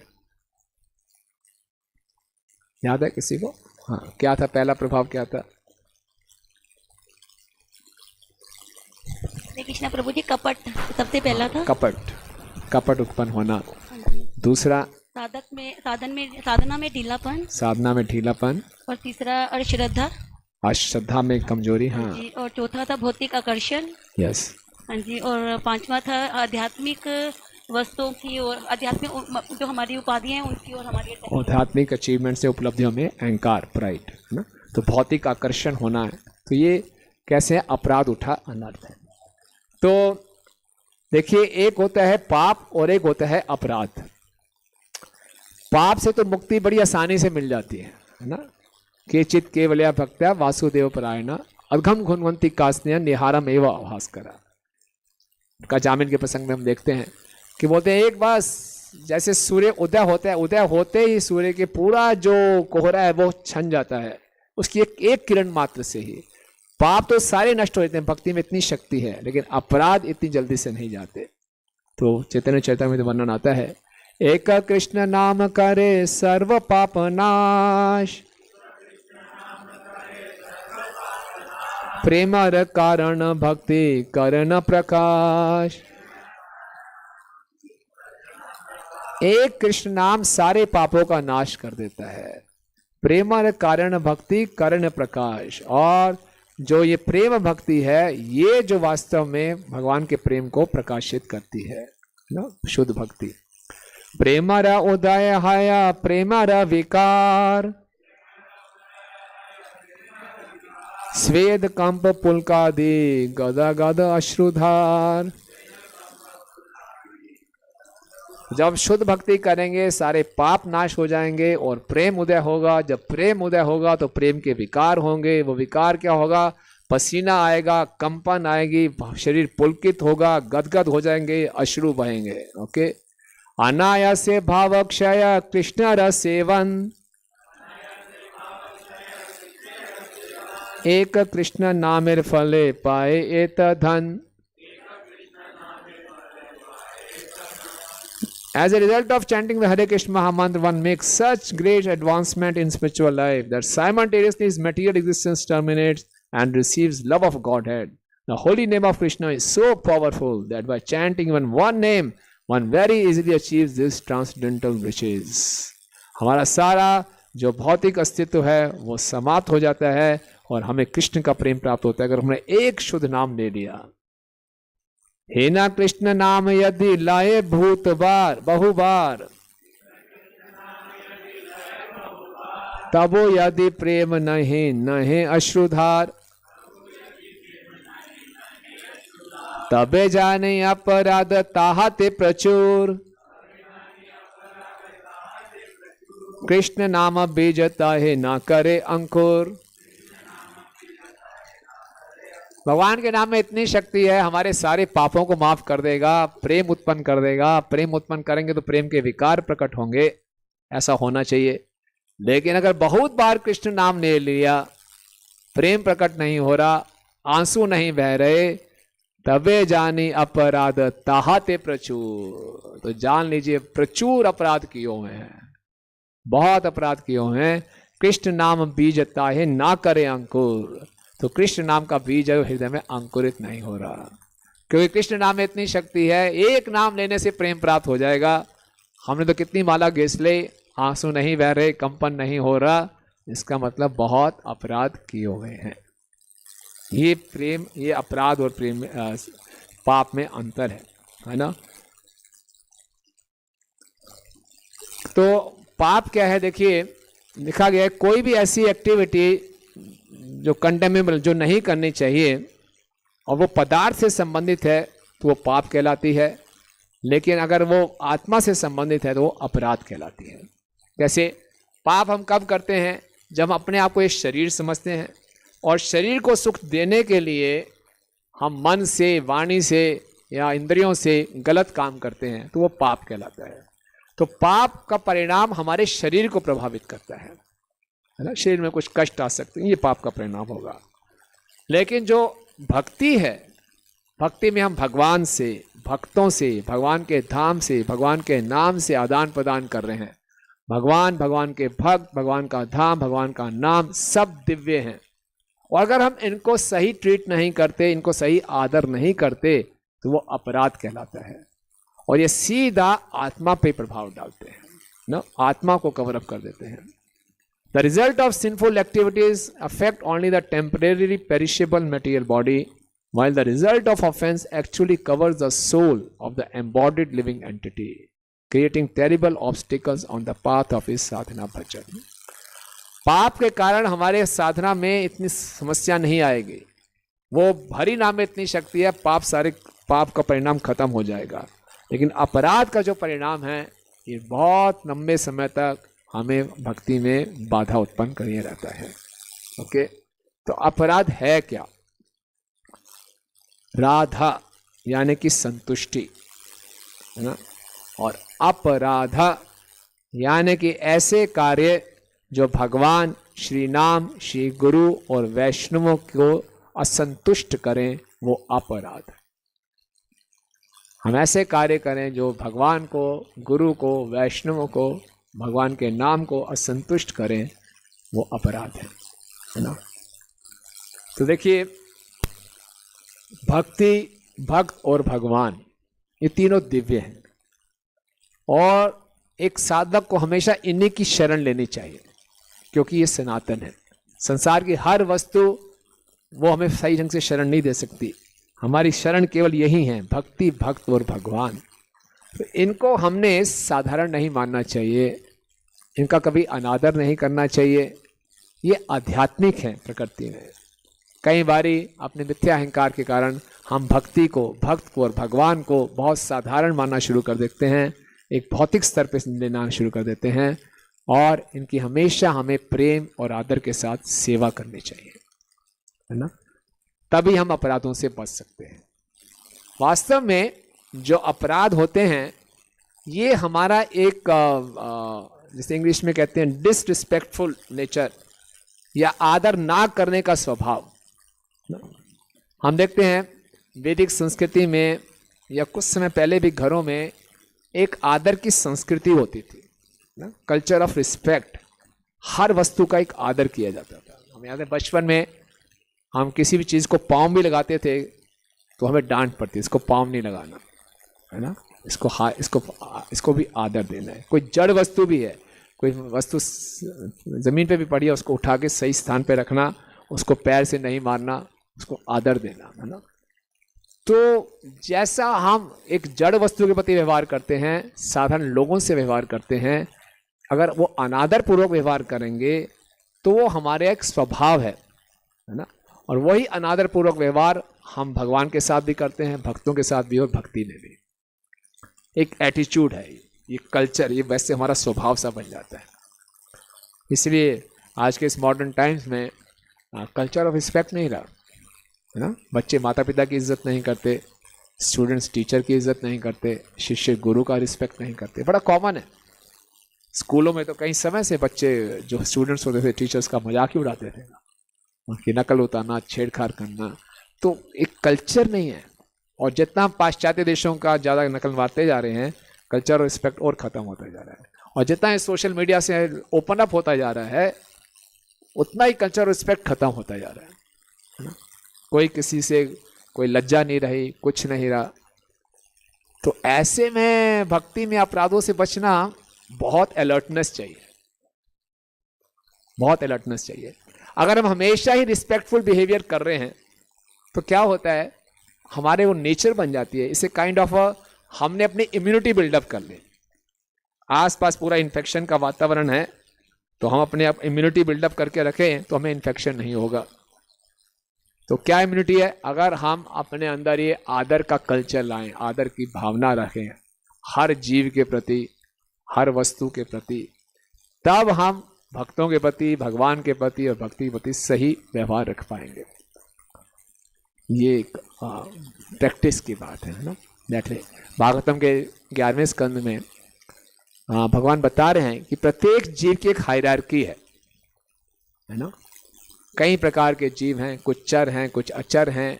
चर जीवों में कुछ निम्न योनि हैं, फिर उनकी धीरे धीरे योनि बढ़ रही है, फिर टॉप मोस्ट मनुष्य योनि है, फिर मनुष्यों में भी टॉप मोस्ट हैं जो भक्त हैं। तो हर किसी को आदर देना है यथासंभव उनकी स्थिति के अनुसार। हर जीव हमारे लिए आदरणीय है उसकी पोजीशन के अनुसार, और जो वैष्णव है वो सबसे ज़्यादा आदरणीय है। तो एक कल्चर ऑफ रिस्पेक्ट अपने जीवन में लाने का प्रयास करें, है ना, तो उससे होता है। तो अब जो यहाँ पे अपराध उठा अनर्थ हैं, अब अपराध भी 4 प्रकार के होते हैं, है ना। कौन कौन से 4 प्रकार के अपराध होते हैं, कौन बताएगा? नाम अपराध, जीव अपराध, वैष्णव अपराध, सेवा अपराध। सेवा अपराध वो है जो भगवान के अर्च विग्रह में हम अपराध करते हैं। जीव अपराध साधारण जीवों के साथ हम अपराध करते हैं। नाम अपराध भगवान के नाम के उच्चारण में, और वैष्णव अपराध। तो ये जो नाम अपराध की यहाँ ये जो अपराध उठा अनर्थ है, ये वास्तव में नाम अपराध की भी बात हो रही है ना। नाम अपराध जो करते हैं उससे उठा जो अनर्थ है उसकी बात हो रही है, सेवा अपराध की बात नहीं हो रही। क्यों? बताया जा रहे हैं, विश्वनाथ ठाकुर जी बता रहे हैं कि जो सेवा अपराध है वह भगवान के नाम का जप और कुछ प्रार्थनाएं करके और निरंतर सेवा करके हम सेवा अपराधों से मुक्त हो जाते हैं। जैसे डीटी वर्शिप हम कर रहे हैं, कुछ अपराध हो जाते हैं, तो जब भी हम डीटी वर्शिप करते हैं उसके बाद अपराध शुद्धि मंत्रों का उच्चारण करते हैं और फिर उसके बाद हम निरंतर नाम संकीर्तन करते हैं, तो उस जो सेवा में कुछ अपराध हो भी गया तो उससे हमें मुक्ति मिल जाती है। ओके, लेकिन अगर कोई भगवान के नाम के आधार पे पाप करेगा तो वो नाम अपराध है, 7वां नाम अपराध है। और अगर कोई सेवा अपराध भी कर रहा है, उसको मालूम है सेवा अपराध कर रहा हूं, बोले कोई फर्क नहीं पड़ता, बाद में अपराध शुद्धि मंत्र का जप कर लूंगा और हरि नाम तो ले ही रहा हूं, तो वो भी फिर क्या बन जाएगा? वो सेवा अपराध क्या बन जाएगा? नाम अपराध बन जाएगा, है ना। भगवान के सेवा कर रहे हैं और हम केयरफुल नहीं है, मैं हरि नाम तो लेता ही हूं, तो वो सेवा अपराध भी क्या बन जाएगा? नाम अपराध बन जाएगा। और इसी ढंग से, इसी लॉजिक से लें तो क्या हम भक्ति के, अब जैसे साधना भक्ति के 64 अंग हैं, किसी एक अंग को पालन ना करें या कुछ अंगों का पालन ना करें तो क्या वो अपराध माना जाएगा? विश्वनाथ ठाकुर कहते नहीं, वो अपराध नहीं माना जाएगा। वो इसलिए बता रहे हैं कि आपने सेवा अपराध किए और सेवा अपराध, चलो सेवा अपराध कर लेता हूं कोई बात नहीं, हरि नाम तो ले रहा हूं, तो वो सेवा अपराध नाम अपराध बन जाएगा। इसी प्रकार से अब साधना भक्ति के 64 अंग हैं कि जब भी आए मंदिर में परिक्रमा भी करना चाहिए, चरणामृत भी पीना चाहिए, भगवान को प्रणाम भी करना चाहिए, तुलसी की परिक्रमा भी करनी चाहिए। इस प्रकार से कई 64 अंग हैं और आपने कुछ अंगों का पालन किया, कुछ अंगों को छोड़ दिया। तो कुछ अंगों को छोड़ दिया तो क्या वो अपराध माना जाएगा? तो मैं हरि नाम तो ले ही रहा हूं, कुछ अंगों को छोड़ दिया मैंने, तो उसको बोला नहीं, उसको अपराध नहीं माना जाएगा। क्यों? क्योंकि भक्ति अपने आप में दिव्य है, शक्तिशाली है। हम देखते हैं 64 अंगों में से प्रमुख है नवदा भक्ति। एक अंग का भी सही पालन कर लेंगे वो हमें भगवान का परफेक्शन, भगवान का प्रेम दे सकती है। ये भक्ति की दिव्यता है। इसलिए एक अंग का पालन करके अगर दूसरे अंग का पालन नहीं भी कर पा रहे हैं तो वो अपराध नहीं है। ओके, यहाँ पे बताया है भागवत में 11वें स्कंद में, आप पढ़ेंगे इसमें से कोई? पढ़िए प्लीज, ट्रांसलेशन पढ़िए। My dear Uddhav, because I have personally established it, this process of devotional service unto me is transcendental and free from any material motivation. Certainly a devotee never suffers even the slightest loss by adopting this process. क्योंकि ये भगवान की भक्ति में, अब देखिए कोई कर्म कांड कर रहा है या दूसरे प्रोसेस में है, अगर उसको पूरा नहीं करेगा तो कंप्लीट नहीं माना जाएगा। लेकिन भक्ति है, अगर इसको हमने कंप्लीट नहीं भी किया तो अपराध नहीं माना जाएगा, है ना। हम भक्ति कंप्लीट नहीं भी कर पाए तो वो अपराध में नहीं माना जाएगा। कर्मकांड इत्यादि में आपने कुछ यज्ञ किया, उसको पूरा नहीं किया तो उसको वो एक प्रकार का अपराध होता है, उसके आपको पाप भी रिएक्शंस भी मिलते हैं। लेकिन भक्ति में ऐसा कुछ नहीं है। भगवान कहते हैं कि मैंने खुद इस प्रोसेस को एस्टेब्लिश किया है तो किसी भी प्रकार के भौतिक हेतु से परे हैं। अब आगे जाके विश्वनाथ चक्र ठाकुर जी बता रहे हैं कि ना ही केवल हम किसी अंग का पालन ना करें ये अपराध नहीं माना जाएगा, अगर हम भागवत धर्म की पूर्ण रूप से श्रद्धा लेते हैं तो हमारे सारे के सारे अनर्थ नाश हो जाते हैं। तो यहाँ पे एक बहुत दो सुंदर श्लोक हैं भागवतम के 11वें स्कंद से। ये वही भगवता प्रोक्ता उपाया ही आत्मलब्धये अज्ञ पुंसाम अविदुषाम विधि भागवतान हितान यानास्थाय नरो राजन ना प्रेमाद्यते कर्हिचेत धावन निमिल्य वा नेत्रे नास्खलिने न पतेद इहि। पढ़िए please.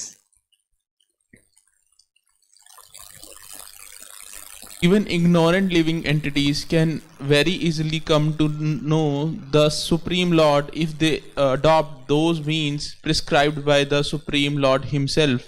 The process recommended by the Lord is to be known as Bhagavad Dharma or devotional service to the Supreme Personality of Godhead. भगवान कह रहे हैं कोई अज्ञ भी व्यक्ति है, मूर्ख से मूर्ख व्यक्ति भी है, वो बहुत आसानी से परम भगवान को जान सकता है अगर वो भगवान के द्वारा बताए हुए भागवत धर्म का पालन करे, है ना। और आगे बता रहे हैं, पढ़िए इसको भी। O king, one who accepts this process of devotional service to the Supreme Personality of Godhead will never blunder on his path in this world. Even while running with eyes closed, he will never trip or fall. वो कह रहे हैं भक्ति के मार्ग में आंखें बंद करके भी आप दौड़ोगे तो आप गिरोगे नहीं। भक्ति का मार्ग इतना सुरक्षित है, तो आंखें बंद करके दौड़ने का क्या मतलब है। एक तो हमें बोलते हैं कि भक्ति तलवार की धार पे चलने के समान है और एक तरफ बोलते हैं आंखें बंद करके दौड़ो, अब पहुंच जाओगे भगवत धाम, चिंता मत करो। कैसे समझें इन बातों को।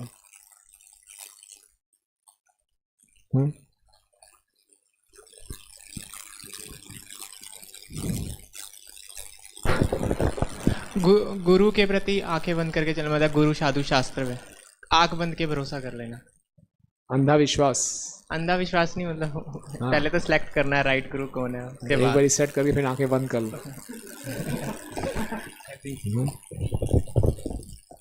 और कुछ। यस प्रभु, एक बार कन्विक्शन आ गया कि यही पाथ राइट है, फिर आंख बंद करके। वही तो ये कह रहे हैं एक बार टेस्ट कर लिया, ठीक है, फिर आंखें बंद कर लो। बाद में कुछ गड़बड़ होगी तो आंखें तो खुली रखनी चाहिए। यहाँ बोले आंखें बंद करके दौड़ सकती है, नहीं कि आंखें बंद करके धीरे धीरे चलो, दौड़ो। इसका क्या मतलब। यस सुबल कृष्ण।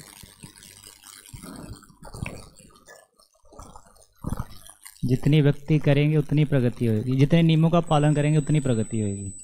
तो आंखें बंद करना क्या मतलब हुआ कि जितना हम नियमों का पालन करेंगे उतना प्रगति होगी। मतलब इसका दोनों का एसेंस है, दोनों लाइनों का, दोनों का एसेंस। यहाँ तो कह रहे हैं भगवान की मूर्ख से मूर्ख व्यक्ति भी बड़ी आसानी से मुझको प्राप्त कर सकता है अगर इस भागवत धर्म का पालन करे। ये भागवत धर्म इतना महान है कि कोई भी इसको जो स्वीकार करता है वो कभी गलती नहीं करेगा और इस पाथ पे आंखें बंद करके भी भागेगा तो गिरेगा नहीं, फिसलेगा नहीं। हरे कृष्ण। हरे कृष्ण। तो इसमें कि कोई सेकंड कंसिडरेशन नहीं होना चाहिए भक्तियों को, अल्टरनेट के लिए एक बेस्ट अल्टरनेट भक्ति है। किसी भी सिचुएशन में हम कोई ऐसे डिसीजन की जरूरत नहीं है कि ये कंसिडरेशन के हिसाब से भक्ति बेस्ट है। हाँ, this is the right thing. भक्ति सर्वोत्तम है, और कोई कंसिडरेशन नहीं है ना।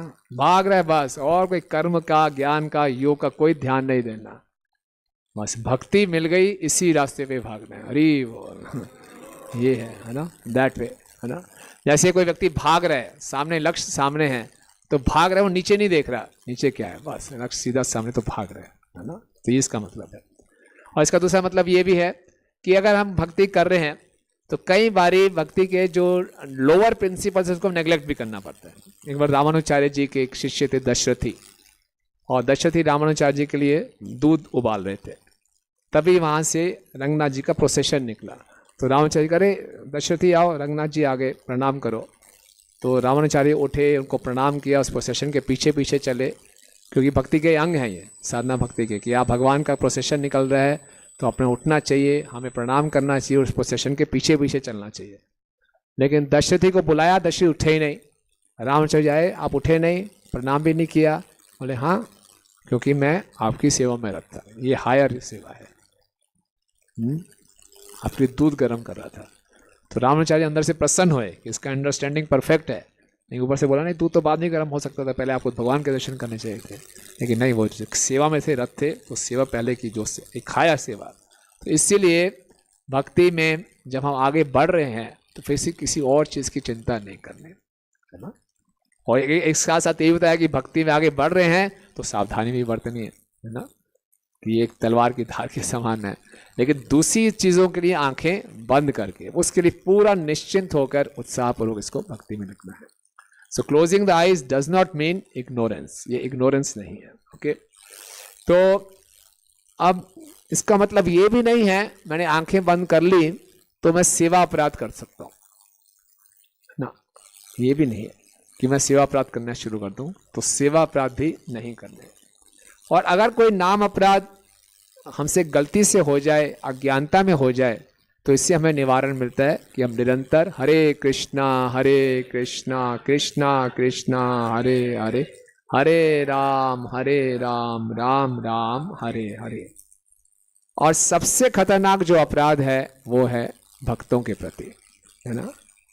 भगवान के प्रति अपराध से भी ज्यादा खतरनाक है भक्तों के प्रति अपराध, वैष्णव अपराध, और ये पहला नाम अपराध माना जाता है ना।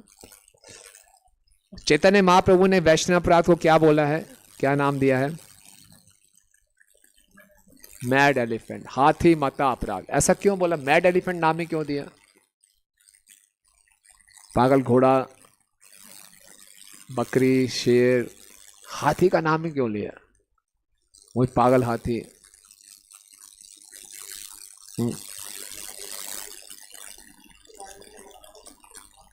हाँ, हाथी जो है ना अपनी सूंड को, जो भी बड़े से बड़े पेड़ आते हैं उसको उठा के फेंक देता है। हमारी जो भक्ति तो पता नहीं थोड़ा बीज अभी ग्राउंड से ऊपर भी आया कि नहीं आया, थोड़ा सा इतना कोमल है। वैसे हमारे लिए हाथी नहीं, एक मेमना ही बहुत है ना। एक मेमना भी आगे हमारे भक्ति के गार्डन में खत्म कर सकता है। और दूसरा जो हाथी चलता है वो भी पागल हाथी है ना, वो चलता है, ऐसा चलता है, वो केयर्स, किसको परवाह है। हाथी यूं आराम से चलता है ना, जैसे गजन की कथा सुनते हैं, मस्ती से चल रहा है, और चलते चलते यहाँ पेड़ उखाड़े, वहाँ पेड़ उखाड़े, मस्ती से चल रहा है, वो केयर्स। जब किसी भक्त का ऐसा एटीट्यूड होता है, वो केयर्स, अरे हो जाए वैष्णव अपराध, क्या फर्क पड़ता है। तो पागल हाथी वाला अपराध है वो, है ना, बहुत ही खतरनाक। और भगवान के प्रति अपराध से भी ज्यादा खतरनाक अपराध है वैष्णव अपराध, है ना, क्योंकि इसमें तो भक्ति को मूल से खत्म किया जाता है, जड़ से उखाड़ के फेंक दे। जो सेवा अपराध होते हैं उसमें भक्ति श्रिंक हो सकती है, संकुचित हो सकती है, और कुछ समय के बाद अपराध से हमने क्षमा मांगनी हटा दिया तो दोबारा से भक्ति प्रकट हो सकती है। लेकिन ये वैष्णव अपराध बहुत खतरनाक है, इसलिए बहुत बचना चाहिए। तो चैतन्य भागवत में चैतन्य महाप्रभु कह रहे हैं, निंदाय नहीं को कार्य सबे पाप लाभ, एते के ना करे निंदा महाभाग, अनिंदु का होए जाए सकृत कृष्ण बोले, सत्य सत्य कृष्ण तारे उधारी बहले। पढ़िए प्लीज। बोलिए बोलिए जल्दी। There is no gain in the act of blasphemy. One simply incurs sin. Therefore, the most fortunate persons do not engage in blasphemy.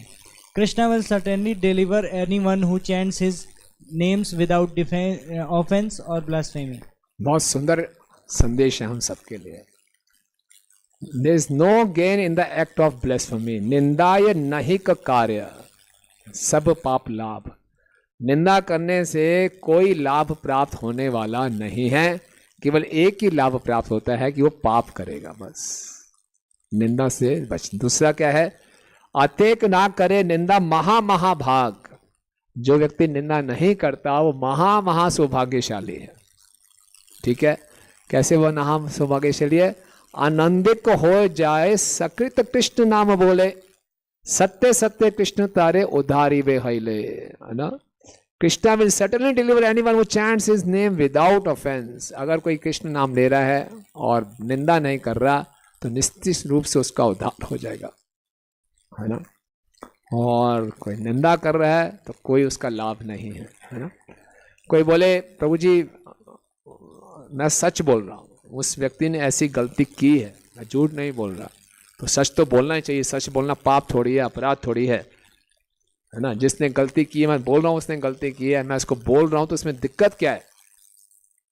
तो अगर किसी ने वास्तव में, हमने भक्त ने देखा कोई भक्त गलती कर रहा है और हम उसकी गलती दूसरों को बता रहे हैं कि देखो जो उसने इतनी बड़ी गलती कर दी, मैंने साफ साफ देखा, अभी उसने दीक्षा ली, कल वो चाय पी रहा था, मैंने देखा, अपनी आंखों से देखा उसने चाय पी, तो मैंने बोल रहा हूँ तो मैं गलत थोड़ी कर रहा हूँ, मैं तो बता रहा हूँ देखो कितना बड़ा ढोंगी है, चाय पी उसने, तो ये निंदा है क्या? ये सच बोल रहा हूँ, झूठ थोड़ी बोल रहा हूँ। क्यों निंदा क्यों है? ये सच बोलना है, सच बोलना गलत बात है क्या?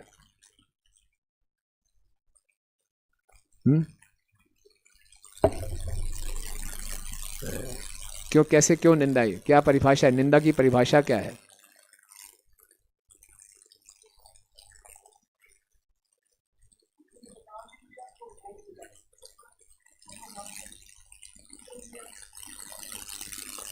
निंदा की परिभाषा क्या? परिभाषा क्या है निंदा की? बस और नहीं। दोष दृष्टि नहीं, दोषों का कीर्तन करना निंदा है। दोषों का कीर्तन कर रहे हो आप, उसमें दोष है, हम नहीं कह रहे दोष नहीं है, लेकिन दोषों का कीर्तन करना। अगर उसको बताना है, उसकी रिपोर्ट करनी है, तो कंसर्न व्यक्ति को जाके हम रिपोर्ट कर सकते हैं। वो दोषों का कीर्तन, ये वो आपकी चिंता है, प्रभु जी कल ही दीक्षा रही और आज चाय पी रही है, तो बहुत गलत बात है, इसको आप समझाइए। तो किसी को जो इसको समझा सकते उसको जाके बताना निंदा नहीं है। लेकिन पूरी मार्केट में बोले देखो जी देखो क्या व्यक्ति है, आज दीक्षा हुई फिर चाय पी रही है, तो उसके दोषों का कीर्तन करना ये निंदा है ना। तो उसने तो चाय पी की जो गलती की, बाद में वो ठीक भी हो सकता है, भगवान से माफ़ी मांगेगा, गुरु से माफ़ी मांगेगा, वो तो ठीक हो जाएगा। लेकिन आपने जो दोषों का कीर्तन किया, आपको भगवान नहीं छोड़ेंगे। आ जाएगा ना। इसमें कथा आती है कि एक बारी एक गांव में एक राजा थे, उन्हें सभी साधुओं को बुलाया और उनके लिए सुंदर सा साधु भोज किया, है ना। तो बड़े साधु आए थे, बहुत बड़े बड़े पकवान बनाए जा रहे थे। तो तभी ऊपर से क्या हुआ कि एक मोर जा रहा था और मोर के मुख में एक जहरीला सांप था, और उस जहरीले सांप से कुछ जहर जो नीचे खाना बन रहा था उसमें गिर गया, किसी को पता ही नहीं चला, और खाना बना और सब साधुओं को खिलाया और सबकी मृत्यु हो गई। इतना बड़ा पाप, साधु भोज में साधुओं की मृत्यु। आप मालूम चले अब किसको पकड़ा जाए, किसका दोष है? सांप का दोष है? नहीं, वो तो जहरीला है ही। मोर का दोष है कि ऊपर से क्यों निकला? नहीं, कोई दोष नहीं है। उस कुक का दोष है क्या? नहीं, उस बेचारे को क्या पता। राजा का दोष है क्या? नहीं, किसको पकड़ा जाए? फिर इतनी बड़ी हत्या हो गई। तो गांव में एक औरत थी, उसको पकड़ के लाए यमराज। बोले इसका क्या दोष है? ये पूरे गांव में खबर फैला रही, देखो राजा कैसा गंदा व्यक्ति है, सब साधुओं को मार दिया। उसको पकड़ाया। दोषों का कीर्तन ये कर रही है। तो ये एक हमारी नेचुरल टेंडेंसी होती है, दोष दिखाई दे हम कीर्तन करें, ताकि हम सोचते हैं, हमें लगता है कि हम किसी से तो श्रेष्ठ हैं, हमें सुपीरियरिटी दिखाई देती है। तो बहुत ही इस टेंडेंसी को रोकना है भक्ति में बहुत बड़ी हानि करती है। और अधिकांशतः जो हम भक्तों की निंदा करते हैं, हम ऐसा नहीं करते चलो भगवान कुछ निंदा करते हैं, नहीं, बैठे बैठे अचानक बातचीत करते हुए, मजाक करते हुए कुछ भी किसी के भक्त के बारे में कुछ भी बोल दिया, वो निंदा हो जाती है। कैजुअली बिहेवियर से कुछ भी बोल देते, वो निंदा हो जाती है। तो बहुत ही सावधान रहने का प्रयास करना चाहिए। यदि वैष्णव अपराध उठे हाथी माता,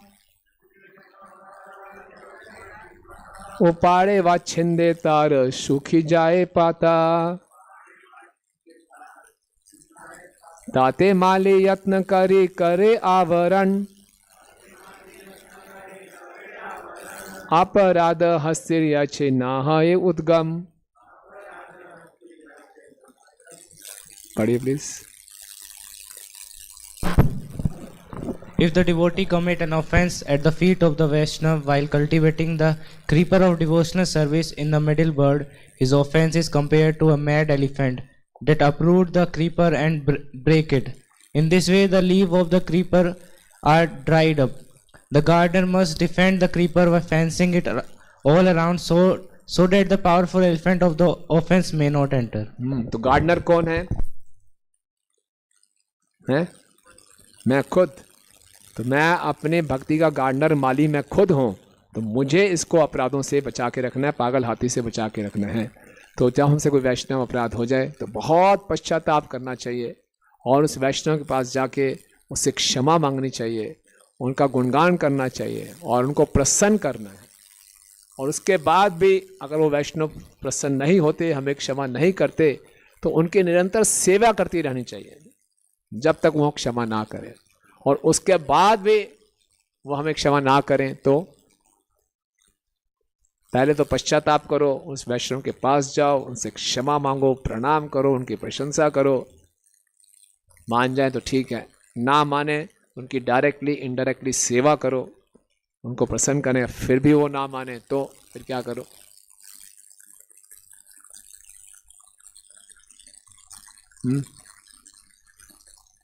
फिर क्या करना चाहिए? हैं? क्या करते रहे?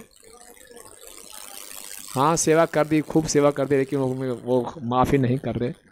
हरे कृष्ण प्रभु जी। हरे कृष्ण प्रभु जी। हाँ, prayers to acharya and goswami. प्रार्थनाएं करें और अपने आप को बहुत निम्न मान के पश्चाताप करते हुए पूर्ण रूप से हरि नाम की शरण में, हरे कृष्णा कृष्णा कृष्णा हरे हरे, हरे राम राम राम हरे हरे। कोई बोले तो अच्छा बता दिया आपने, तो मतलब कि इतना कुछ किया, वो माने नहीं तो अंततः हरि नाम ही लिया ना, तो सीधा ही हरि नाम ले लूँगा मैं, ठीक है ना। वैष्णव अपराध किया, मालूम चल गया, अब कौन जाए इनके सामने झुके, प्रणाम करे, इनका गुणगान करे। हरि नाम बढ़ा देता हूँ, 64 माला शुरू कर देता हूँ, तो ठीक हो जाएगा? नहीं, है ना। Constant chanting of unrepentant offender is offensive. और अपराध कर रहे हो आप, हरि नाम का सहारा लेकर और अपराध कर रहे हो, है ना। इसलिए रिपेंट करना बहुत जरूरी है और क्षमा मांगना बहुत जरूरी है ना। कोई बोलेगा प्रभु जी देखो ये सब बातें प्रैक्टिकल बात किया करो, किसके ये व्यक्ति वैष्णव है, कोई दया नहीं, कोई अच्छा व्यवहार नहीं, कभी बस माला हाथ में घूमते रहते हैं, क्या ये वैष्णव है? ये कोई वैष्णव थोड़ी है, कोई वैष्णव अपराध थोड़ी माना जाएगा, कोई गुण ही नहीं है इनमें। तो फिर बात ठीक है क्या? वो कोई गुण ही प्रकट नहीं कर रहे। सारे शास्त्रों में लिखा हुआ वैष्णव में कौन कौन से 26 गुण होते हैं, एक गुण आप दिखा दीजिए। बस माला लेके घूमते रहते हैं, हरे कृष्णा बोलते रहते हैं, क्या गुण है? कोई गुण नहीं है इनमें, ये वैष्णव थोड़ी है, इनका तो मैंने कर दिया अपमान, क्या हो गया? ठीक है ये बात। क्यों? जो एक बारी भी कृष्ण का नाम लिया उस वैष्णव है, बिल्कुल। So devotees are saintly even if devoid of qualities such as mercy। ये विश्वनाथ ठाकुर जी कह रहे हैं सब ये। तो हमें बार बार तरह तरह के एंगल से दिखा रहे हैं कि हम ये ना कर लें, वो ना सोच लें।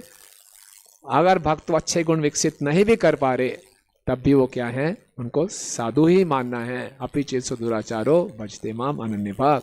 साधु एव समन्तव्यम्। तो इसीलिए ये रिस्क नहीं लेना चाहिए कि हम भक्तों के प्रति ये गुण नहीं दिखा रहे, ये अच्छे नहीं है तो कुछ भी अपराध करते।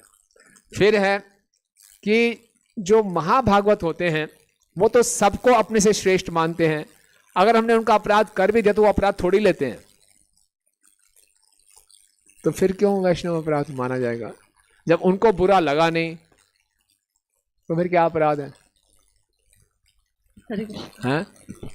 हाँ, कृष्ण है और उनके जो चरणों की रज है वो भक्तों के प्रति अपराध सहन नहीं कर सकते, है ना। वैष्णव जो चरणों की रज है वो अपराधी को माफ नहीं करती। वैष्णव को तो पता ही नहीं चलता क्या अपराध किया, वो तो माफ कर देते हैं, क्या अपराध, कुछ नहीं है।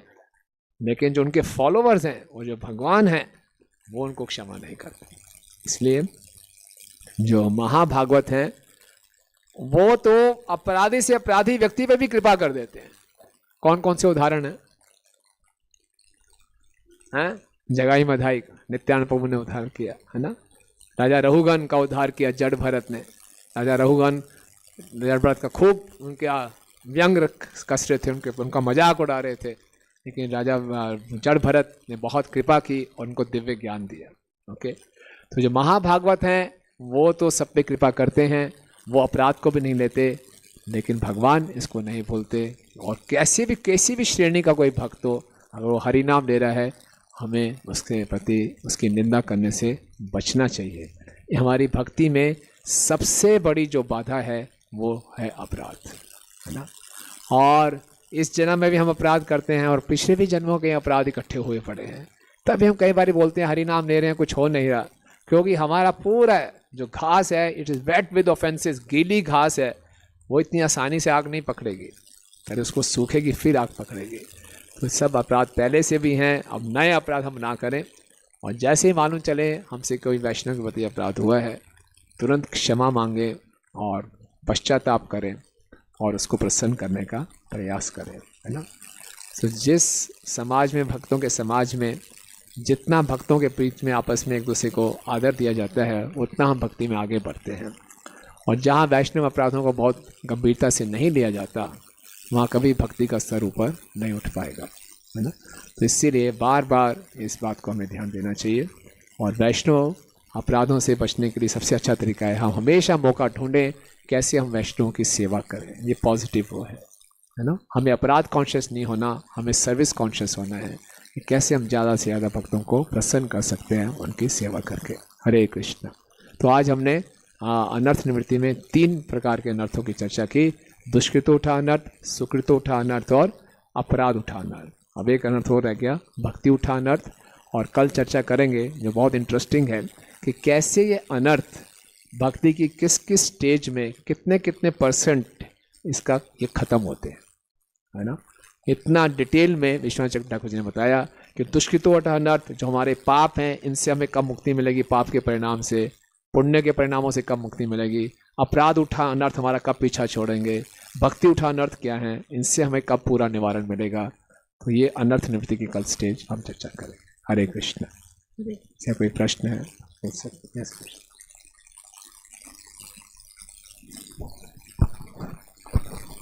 तो जी आपने बताया था कि पाप और अपराध में फर्क होता है। हाँ। तो हम ये कैसे जान सकते हैं कौन सा पाप है कौन सा अपराध होगा?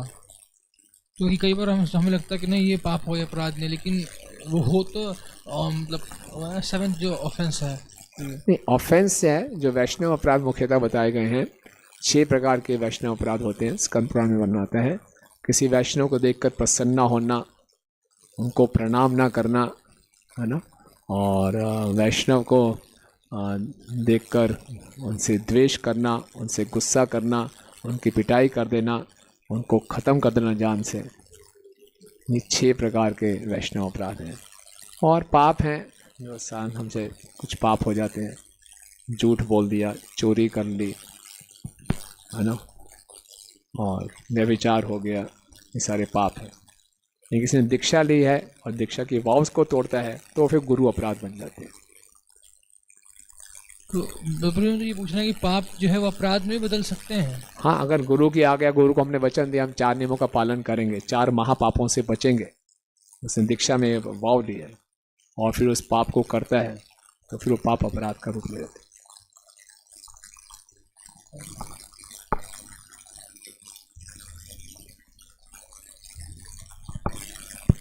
वैष्णव अपराध है, एक वैष्णव दूसरे वैष्णव प्रति करता है तो वैष्णव अपराध तो है ही।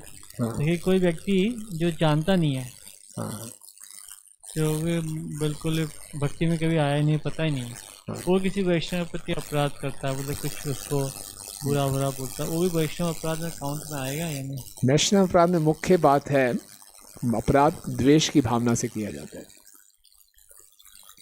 ना? तो द्वेष की भावना से किया जाता है, चाहे वो भक्त है या नहीं है, तो अपराध माना चाहिए। और द्वेष की भावना से नहीं है, अब नए नए लोग भक्ति में जुड़ते हैं, कई बार उनके घर वाले परेशान हो जाते हैं तो वो कुछ भी उल्टा सीधा बोल देते हैं भक्तों के बारे में, है ना? तो द्वेष नहीं होता, उनका ये चिंता होती है हमारा बेटा पता नहीं कहाँ जा रहा है, क्या है, कई बार ऐसा उल्टा सीधा बोल देते हैं, तो वो इतना अपराध नहीं माना जाएगा। नहीं, किसी का द्वेष है, कृष्ण से द्वेष करता है, भक्तों से द्वेष करता है, उनको हानि पहुंचानी है, ये है, तो फिर उसमें अपराध है।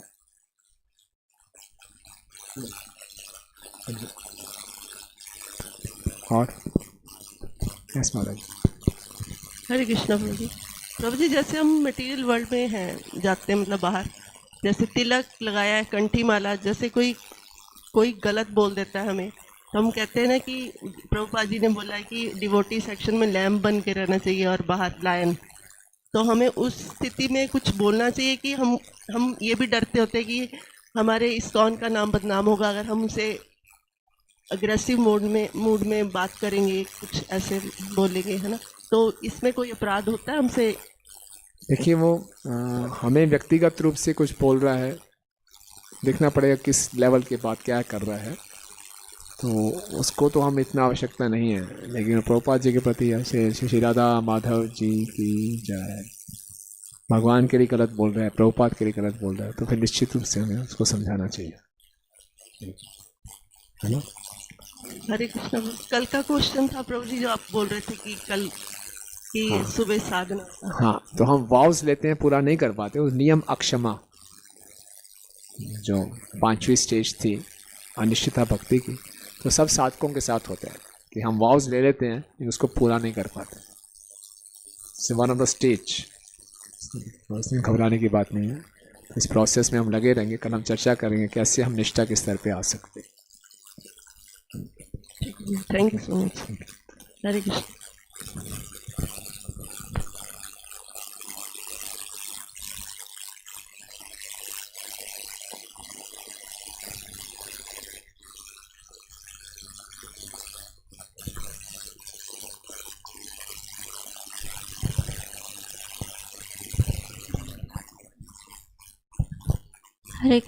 हरे कृष्ण प्रभु जी, दानवत प्रभु जी। अगर किसी सामान्य व्यक्ति से कोई द्वेष रखता है, कोई वैष्णव अगर किसी सामान्य व्यक्ति से उसके मन में द्वेष पैदा हो जाता है, तो क्या ये भी अपराध है? एक वैष्णव किसी सामान्य व्यक्ति से द्वेष कर, हाँ अपराध है, जीव अपराध है। ये जीव अपराध की श्रेणी में। इससे इस प्रकार के अपराधों और द्वेष से कैसे बच सकते हैं? द्वेष से कैसे बच सकते हैं जी? तो हम किसी भी जीव के प्रति द्वेष कर रहे हैं, वास्तव में वो कृष्ण के प्रति द्वेष दिखा रहे हैं हमारा, है ना? तो जितना हम भक्ति में उन्नत होंगे, अपने हृदय में प्रेम को विकसित करेंगे, उतना द्वेष से मुक्त होंगे। तो द्वेष का एक ही एंटीडोट है कि हम भक्ति में प्रेम को आगे बढ़ाएं। जितना प्रेम विकसित होगा उतने द्वेष से बचेंगे। जितना हम लोगों का गुणगान करेंगे, प्रशंसा करेंगे, सेवा करेंगे, उतना द्वेष से बचेंगे।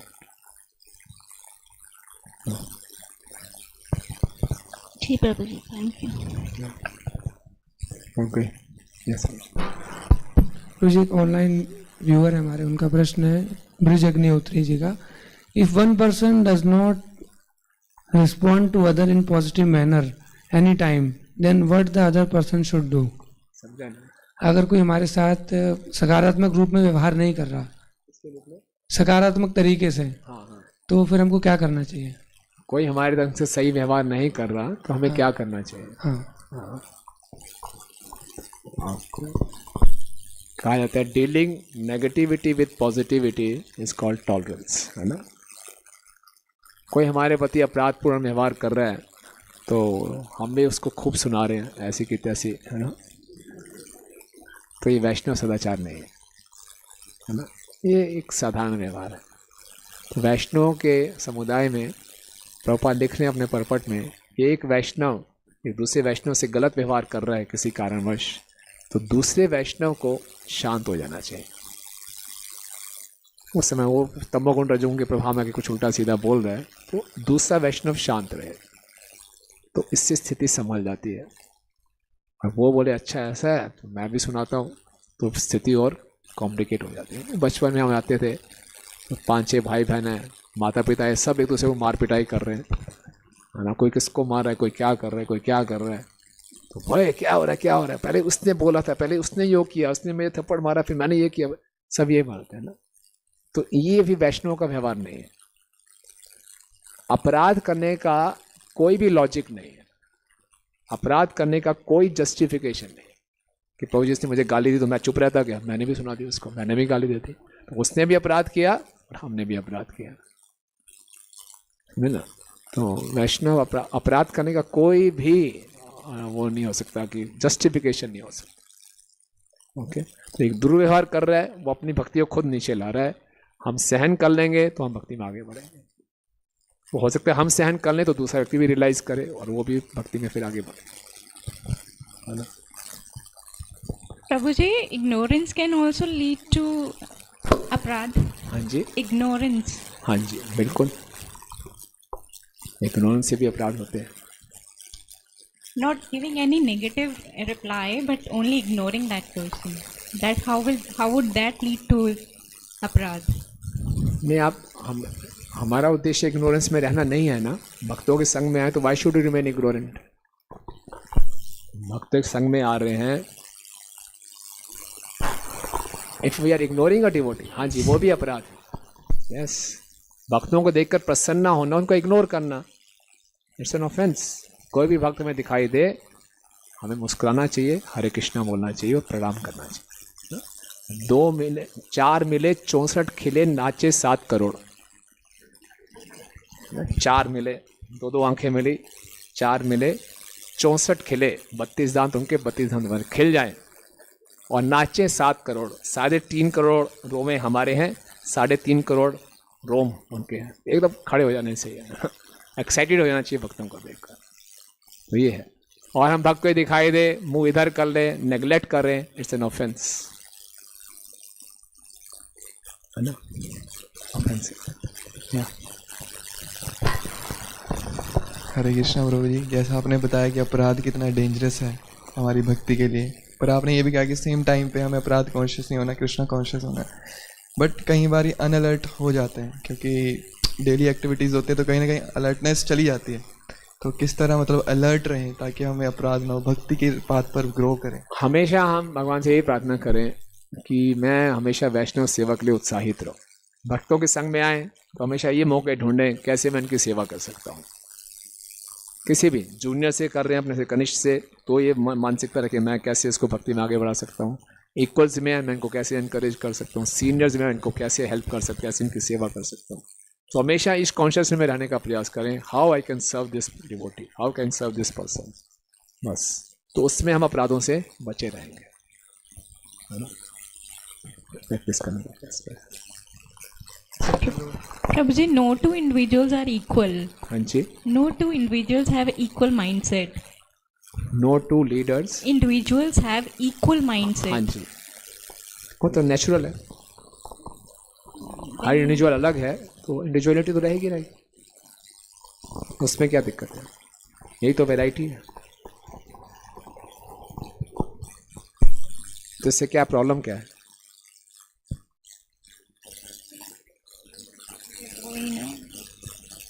यस, ठीक है।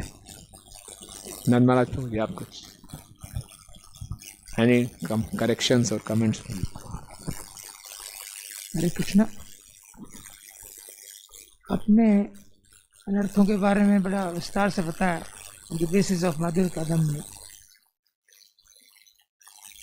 हम चैतन्य महाप्रभु की मर्सी की बात करते हैं, वेरी मर्सीफुल, वेरी मर्सीफुल।